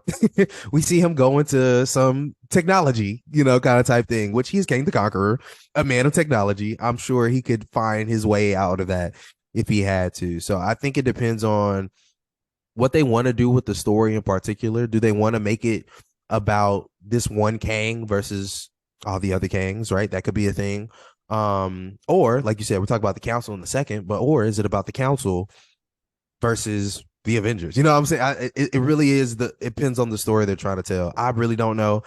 Right now I'm going to say he's alive just by the way he died. I didn't see him bleed out. Like you said, if I don't see him right there, dead. If it's not Tony Stark, if it's not that type of death, he ain't dead. You know, he ain't Tony Stark type of death. He ain't dead. So right now, he's alive to me, man. So yeah, we'll have to see if they decide to do anything with him. Yeah, I don't think he's dead at all. I don't. Mm-hmm. I know a lot of people have been saying like, well, yeah, they said he's dead. Well, we say that all the time. I don't think he's dead all at the all. time. I think what happens is that when he does eventually return, he's going to be more pissed off because of what happened. He's going to be even more angry than the version we saw him. So Absolutely. Internally, he will be more of a threat and more monstrous and more sinister. They don't necessarily have to introduce another variant to convey those same themes and ideas. I read spoilers for this movie like a month ago or a little bit over a month ago. The script had leaked and I read that stuff. And I will say that everything beat for beat was true. Everything was completely in line with what I read until the very, very end of the movie. And the sequence in which we see Scott back on Earth, back in San Francisco, now sort of, you know, on the other side of this whole thing. They shot that like a month ago. Like they shot that very, very, very recently. And if you even look at the birthday party dinner scene, Evangeline Lilly has different hair. Catherine Newton has different hair. Everybody has like a different look. And you can say like, oh, well, yeah, they went and got makeovers after they came out. Sure, I can buy into that. But I think for me, it was noticeable that people looked slightly different than how we saw them in the rest of the film. Yeah. In addition to knowing that they shot a lot of this stuff literally a month ago. And Marvel has a history of working on movies until you can't literally work on them anymore. They will submit and turn in shit until the final minute that you can. James Gunn even confirmed it recently. I think that the actual end of this movie, the birthday party, where he's like trying the cake and he just like is repulsed by it, and then it just cuts to credits, falls so flat. It's like probably the worst actual end to a Marvel movie that we have maybe ever seen. It just felt so unfinished, and every time that I've seen this movie, I've seen it 3 times now, there's just nothing but silence in the theater because I think everybody's like, wait, that's the end? Like that's how you end the movie? I think we're accustomed to seeing these films and people are applauding at the end. Even if you don't fully like it, I think people are mostly entertained by what they saw, and there's general either massive applause or light applause. The only other time that I can remember this amount of silence when the credits rolled was Infinity War, when we were all traumatized by the snap and sad. But this was just like, that shit just didn't work. Like, why would you end the movie that way? And I think I only bring this up as an example to illustrate the fact that the idea over at Marvel is that, you know, we're going to work on stuff until the very last minute if we feel like it can make the product better, which I think that's well-intentioned. But sometimes that shit just doesn't work. And maybe, I don't know what the original ending was, but in the spoilers that I read, it was not this. The spoilers that I read, pretty much every iteration of it was that Scott and Hope were stuck in the quantum realm, that they did not make it out, because that moment, I thought that was the ending. That moment felt a little weird, right? When they were both in there, the portal closes. It feels like, oh shit, they're stuck down there. That's what I thought was about to happen. And then Cassie just like types in some shit on the computer and then it just opens up. And it's like, we didn't earn it. That was just simple. So I don't know. I just wanted to bring that up. How did you feel about just like really the final few moments of the movie and just like what your expectations were versus what we saw? Yeah, man, that was my expectation. I really thought they was gonna be trapped in the quantum realm. And I thought what would help bring this whole thing together. I know that sometimes I'm in movies thinking so far ahead. It's ridiculous. I don't know why I'm like this, but I thought what would happen is we would get Loki season 2 featuring like Scott and Evangeline Lilly like trying to get back to, and that they would help Loki understand what was going on with Kang even more than they already understood themselves. And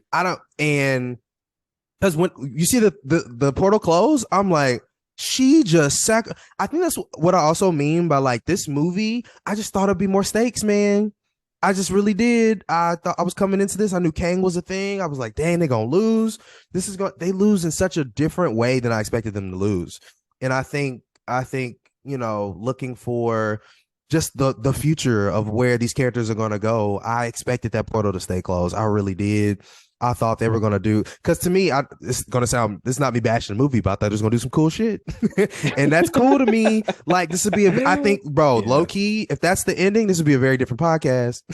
I'll be talking about it a little bit different, because it's something about that tells me the stakes were high, that they went down in the quantum realm and they didn't come back. That's let me big ask to you. me. Let me ask you a follow-up question to that. Do you think that maybe that was the original ending, and they realized that they wanted to avoid that because they might have already done that before? Like Scott was trapped down there for what we thought was 5 years. He said it was 5 That's hours. true. Right? They did that. Janet was trapped down there for 30 years. Do you think that maybe they initially conceived it that way? Like, let's raise the stakes and have them trapped down there, and now they have to figure their way out. And then they realize, like, well, we've already done that. Do we want to repeat that same trope again? Probably. They also probably thought, that Cassie had just built a machine to go down there and get them, kind of type thing. So why couldn't she just reroute and get them? I think that was a thing as well. But that could very much be a thing. But I think for the sake of the way this story could have gone, for it to not even really begin as Ant-Man and the Wasp, but for it to end as Ant-Man and the Wasp is now trapped in the quantum realm, I think it's just different. I would have loved to seen, even if they don't show up in Loki, a fourth movie of them trapped up, something, you know what I'm saying? And so I think that's what made me excited about it. I think I agree with you though, that could be one of the reasons. It's like, we've been there, done that type thing, but they've never been down there together. And now it's just Ant-Man and the Wasp. But I think that's why I was interested in that. Sure. No, that's totally fair. I agree. I think that it could have been an interesting dynamic, although they have explored that idea. I mean, we have just now really seen the quantum realm. So now we've even explored more territory. So Hope and Scott know people down there now. So maybe they could also aid in this fight and trying to get out, or whatever the case may be. There's all sorts of different directions they could have gone with it, but they made the choice and decided on what they decided on. Let's talk about the two stingers. We got two of them. We got a mid-credit scene and a post-credit scene, both which I think are pretty important to just the future of what everything is going to be. Starting with the mid-credit scene, it surprisingly introduced the Council of Kangs, which, coming into this movie, I'm like, there's a chance that they might do this, but also like that might be a little bit too much, because Council of Kangs is a big idea that they would perhaps want to hold off until the Kang Dynasty movie. But no, we saw that in this mid-credit scene. We get the introduction of Immortus. We get the introduction of Rama-Tut. Yes. And we get the introduction of, I think what most are assuming is Scarlet Centurion as well. Even though he wasn't Scarlet, whatever. He wasn't Scarlet. I'm like, that was kind of weird that they didn't give him the color, but I think a lot of people are assuming that that's probably Scarlet, because those are the three most notable Kangs outside of like the Prime Kang, right? Those are the big ones that we know about. And so we see them talking, and they're talking about the fact that the Exile Kang has been killed. And so now Immortus has essentially called every version of Kang possible. He is convening the Council of Kangs, which has probably never happened before. And we get just this crazy visual of all the Kangs appearing in this stadium, one by one by one by one. And they are just, it's rambunctious. It looks like a damn party in there. They're going fucking nuts in there. I think none of these Kangs have probably seen each other in a millennia. And so they're like, oh shit, we about to go crazy in here. It's time. And the whole thing was it was really high energy. It was a really crazy visual to see. And then by the end of it, I mean, literally the last shot, when we get that Skrull Kang, it's like a shot lifted straight from a comic book panel. Like when we see just the rows and the rows of Kangs in the stands of the stadium. How did you feel about this scene? Just seeing the Council of Kangs, and seeing this really come to life, and just also what it might mean for the character as we move ahead. Is the Avengers the Kang Dynasty, the Council of Kangs versus the Avengers? Does Kang Prime or the Exile Kang come back and wipe all of these variants out and becomes the one supreme leader? What does that look like to you, and what did you think about what we saw here? Man, there's so much there. The thing I wanted to bring up earlier with all the Kangs popping up right at the council was that some of the Kangs were using the same technology to show up that Reed Richards did in the Multiverse of Madness. I wanted to bring that up. It's like the blue thing that like comes up. Oh, it's like that like the vertical portal. It was the exact same. I was like, oh, that's a cool little detail. Nice. I like that. So I thought that was dope. Also, I have to throw this in there. Skrull Kang. Interesting. That was nice. Yeah. Secret invasions around the corner. On the way. The Marvels, all of that stuff. You're right. You're right. Skrull Kang was really interesting. I absolutely love the Council of Kangs. And really the big three. The way they looked, the makeup, the costumes. I thought Immortus looked great. I don't know what it is about him. It's something about because it was just makeup. It was no mask. It was wasn't a ton of CGI going on, just costume and makeup. And I thought he looked scary, dude. I was like, oh yeah, I like this Kang. I mess with this guy, but I thought it was a really cool introduction. There's a lot going on. I love how many Kangs there were. What I also love about the Council of Kangs, again, we don't have Fantastic Four yet. We're talking about a lot of Reed Richards today, but Reed Richards in the comics has to make his own council of Reed Richards to fight the Council of Kangs. And I'm like, man, we might have to get that in the future. The Council of Reed Richards and the Council of Kangs. I don't know where they go with it, man. I really don't, because there's so many. One, I love how comic book accurate this is. I thought that was pretty dope that they even went through with it. I mean, there's even like the shot where we do see Skrull Kang and all the other Kangs is like comic book side by side. Like, dang, y'all really killed that. So good job to Marvel for that. But there's so many ways they can go, because they really do know how to take source material and into the little things. And so I'm thinking that now that they think that Kang is dead, that I think they want the incursions to happen, and that currently and right now we're going to get a Kang that is friendly to the Avengers to go out and fight all the other Kangs with the Avengers. I think we're going to get a friendly Jonathan Majors who low-key about to be an Avenger, which I think is going to be one of the big three. It's going to be either Ramatutta, M.O.D.O.K, or Scarlet Centurion. That's going to be on the side of the Avengers. I don't know. I think they're going to turn on the Council. They're going to be with the Avengers, and then they're going to help fight the Council of Kangs in the Avengers movies. I don't know how it works out. I don't know what it looks like, but I think that's what's going to go down in potential conjunction with either Prime Kang or Exile Kang, like you said, coming back and with the Kang's ass as well. So yeah, I don't know what it looks like yet, but there's a lot of ways they can go with this, which I think is it's healthy. I think that's healthy. Yeah, I mean that's actually a point well taken about one of them fighting alongside the Avengers, because the opening of the post-credit scene, you see Ramatut talking to Scarlet Centurion saying like, yeah, you really wish you were the one that killed him, don't you? Like, that must eat you up that you didn't kill him. And so perhaps there's a contentious relationship, which, that's also like another element that's pulled from the comics. Like, some of these dudes just flat out don't like each other, which is, it's made very apparent here. I will say, I don't feel exactly the same as you do about the looks of these three Kangs. I don't know about all three. I think Mortis. I don't know. I feel like this kind of felt like an SNL sketch to me. Those three, just like seeing, it felt like Jonathan Majors live from Saturday Night. He's playing himself, and so he wears all this ridiculous costume. That's what it kind of felt like to me. I think there's potential. I will say Mortis looked the best out of the three. Ramatut, that look did not really work for me. They probably, look, Jonathan Majors is like ripped. And so they were just like, yeah, just take your shirt off. We just, you'll look regardless, I want them to work on those looks in particular. But beyond that, the substance of this is like really, really intriguing, because it kind of enlightens us to just like what this whole conflict might look like, because in both Loki with He Who Remains and also this movie with the Exile Kang, when he's explaining the variants, he talks about the fact that they were just careless with time. Like, they didn't take this shit serious at all. And so he got everything in order. And so he was wiping out timelines, which also means killing trillions of people. And now that I've seen these Council of Kangs, I'm like, this is a bunch of like assholes in here. This is a bunch of like ridiculous. Crazy. They are going crazy. Some of them are barking. One of them is like jumping around like he's ready to box. I'm like, these niggas are menaces. Like, they don't give a fuck about any rules at all. Like, the only serious ones were the big three, like Immortus, Ramatut, and Scarlet Centurion, because they were like, yeah, they've touched the multiverse. We can't allow this to happen. But I'm like, dude, look in your backyard. You got a bunch of just like wild ass Kangs out there that are just like about to just cause a stir. They're going crazy. So I think that's like, I like that choice, just to say that it makes sense why the Kang we saw in Quantumania is just so serious, and he's just like, yeah, I don't fuck with my variants at all. Like, them dudes, they on some other shit. And like, I'm the one that knows best, even if it means wiping out entire timelines and creating mass genocide.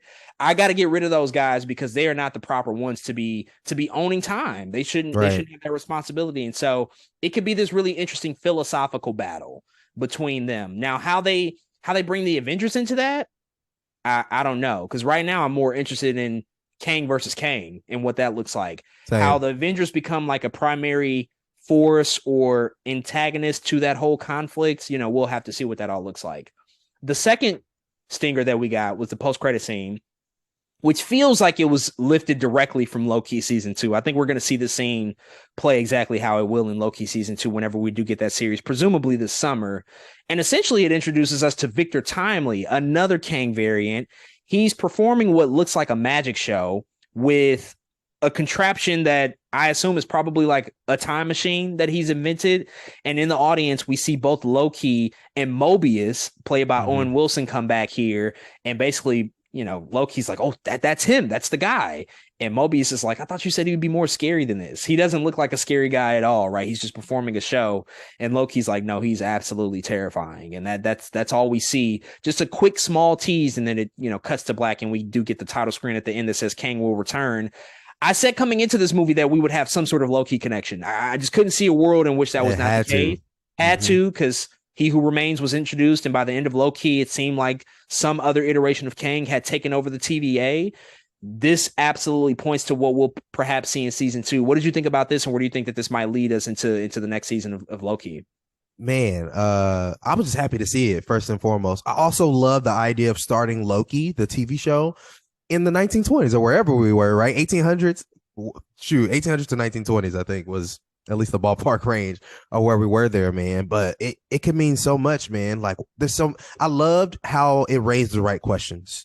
Like, which King is this? What does Victor Timely, what is his motives? What did Loki tell everybody to even get Mobius to do this? You know what I'm saying? Like, how do we I just think it raised the right questions to keep the audience interested to watch more. And I think that is what is important about post-credit scenes to me, is, are we interested in what happens next? And I think they accomplished that by doing that, man. I loved you heard me after we went to go see it together. You heard me say, thank God. And part of that was just like the connection. Like, yes, we made a connection to Loki. Like, yes, good job. Like, we have something to look forward to that is connected. So I thought it was well done, man. I think Victor Timely is probably the most deadly of the Kangs. I think it doesn't look like it. I think they purposely made him look like the most innocent as Victor Timely, to be like, this is really Kang Prime, or like, this is really the Kang that we should be afraid of. I low-key think skip Exile Kang, maybe he really is dead. I think they here and they about to be like, Victor Timely is the Kang. Yeah, I think it's the two extremes. Either Victor Timely is Prime Kang and is the Kang who is all the other Kangs don't want to mess with, or he's the Kang that is going to be on the Avenger side at the end of the day. I don't know which one yet, but I think he's one of the two extremes. And so that's what I'm hoping for. That's what I'm hoping will add gravity to the TV show of Loki. If he is one of those two extremes, I think they would have done a good job. But that's what I'm looking forward to happening. Yeah, it is just a really exciting feeling, and it makes me super happy to see the connection drawn to Loki here. I think that this might be only the second time a movie has specifically pointed to a Disney Plus series. The first time we saw it was in Black Widow with that post-credit scene, which definitely alluded to what was going to happen with Hawkeye and the appearance of Yelena Belova in that show.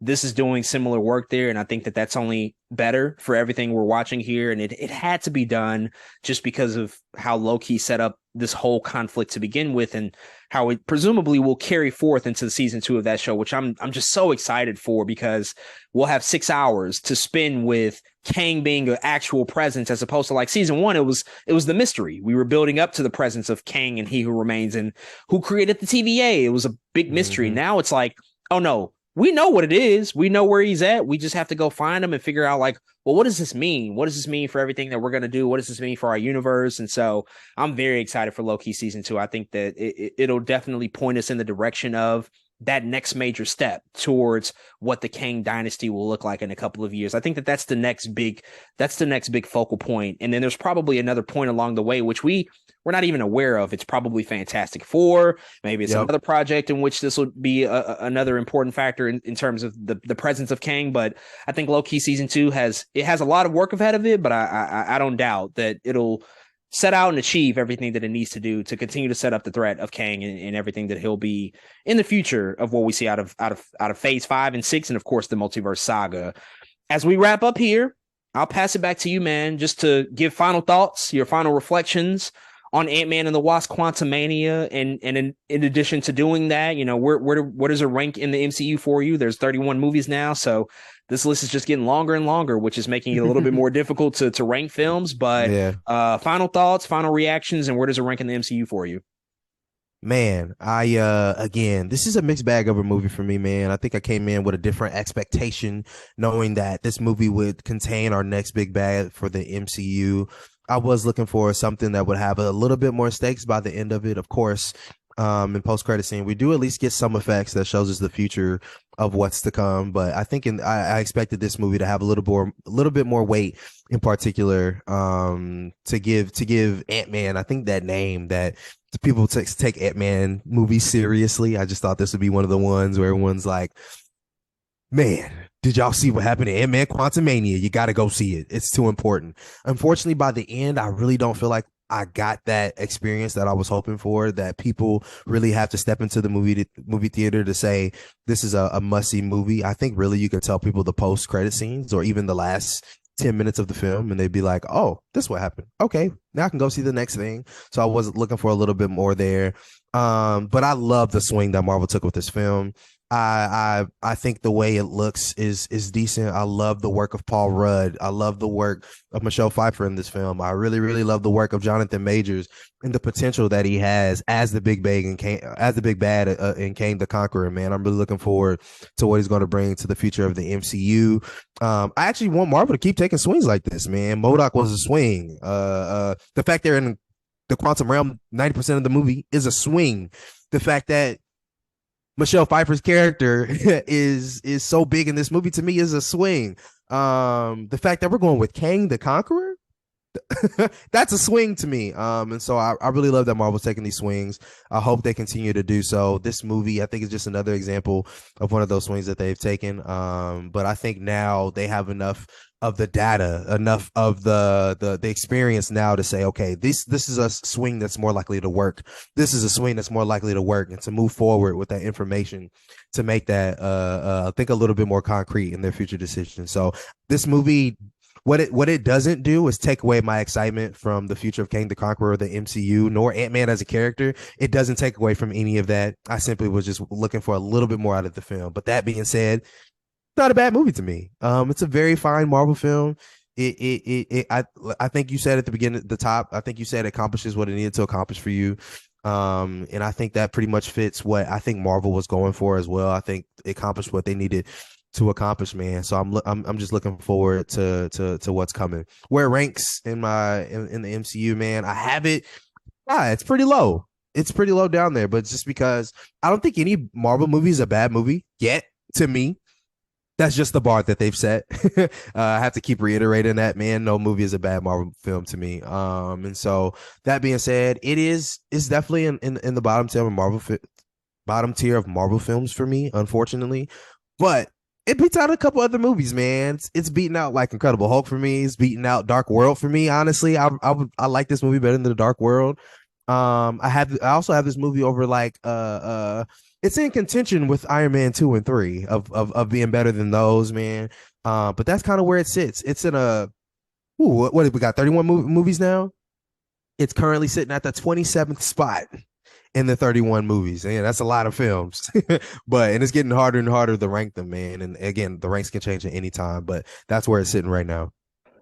So for me, overall, I really liked Ant-Man and the Wasp: Quantumania. It definitely has its flaws, as I said at the top, but for me, it set out to achieve a couple of very specific things, and I think that the focus that they arrived at this film with actually served it in the best ways possible, because it wasn't trying to juggle too much. And I think that this easily could have become an unwieldy experience with all of the elements at play, with the fact that there is an entire ant family. You have a big villain to introduce. There's a whole new world to introduce.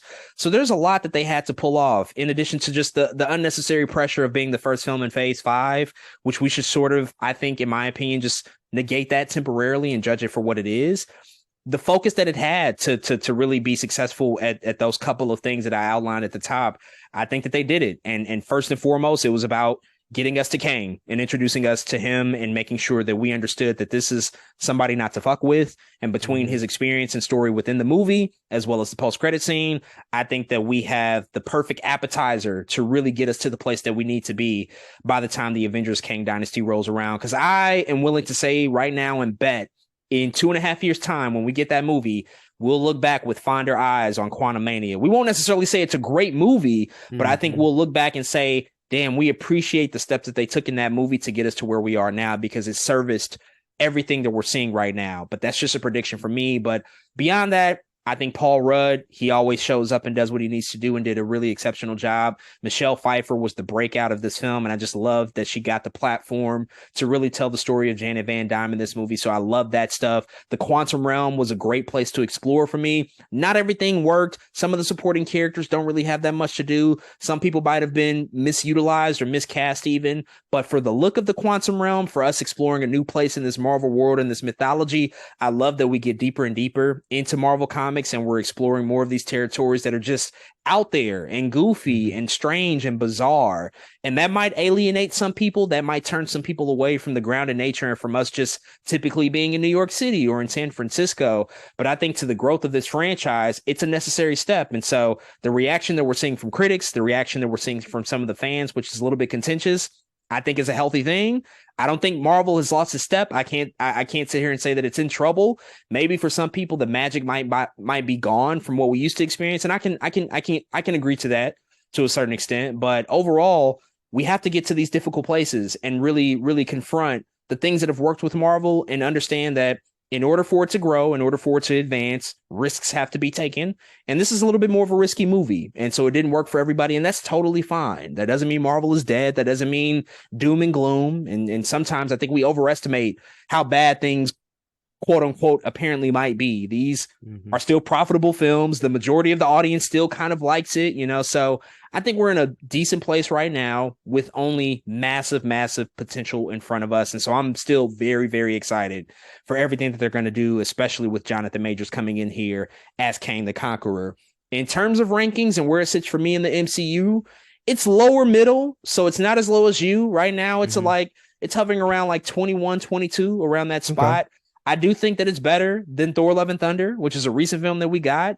It's not quite as good as like some of those other middle of the road films for me, like Age of Ultron, but it does surpass a movie like Eternals, which also was had a mixed reaction. It's better than Black Widow to me. It's better than the first Doctor Strange to me. So I think it's still a successful film, and I think it's also the second best Ant-Man movie. I wasn't a huge fan of Ant-Man and the Wasp back in 2018, and so it actually sits in a decent spot for me right now. But as you already said, none of their movies are just flat out bad. They have a certain degree of quality that they always manage to meet, and for the most part have been able to exceed. And this, for me, it doesn't totally exceed it in all the ways that I want it to, but I think it does just enough in order to make me like the film as a whole. But folks, with that being said, that's all we have to say about Ant-Man and the Wasp: Quantumania. If you've checked out this film, definitely hit us up and let us know what you think. And with that,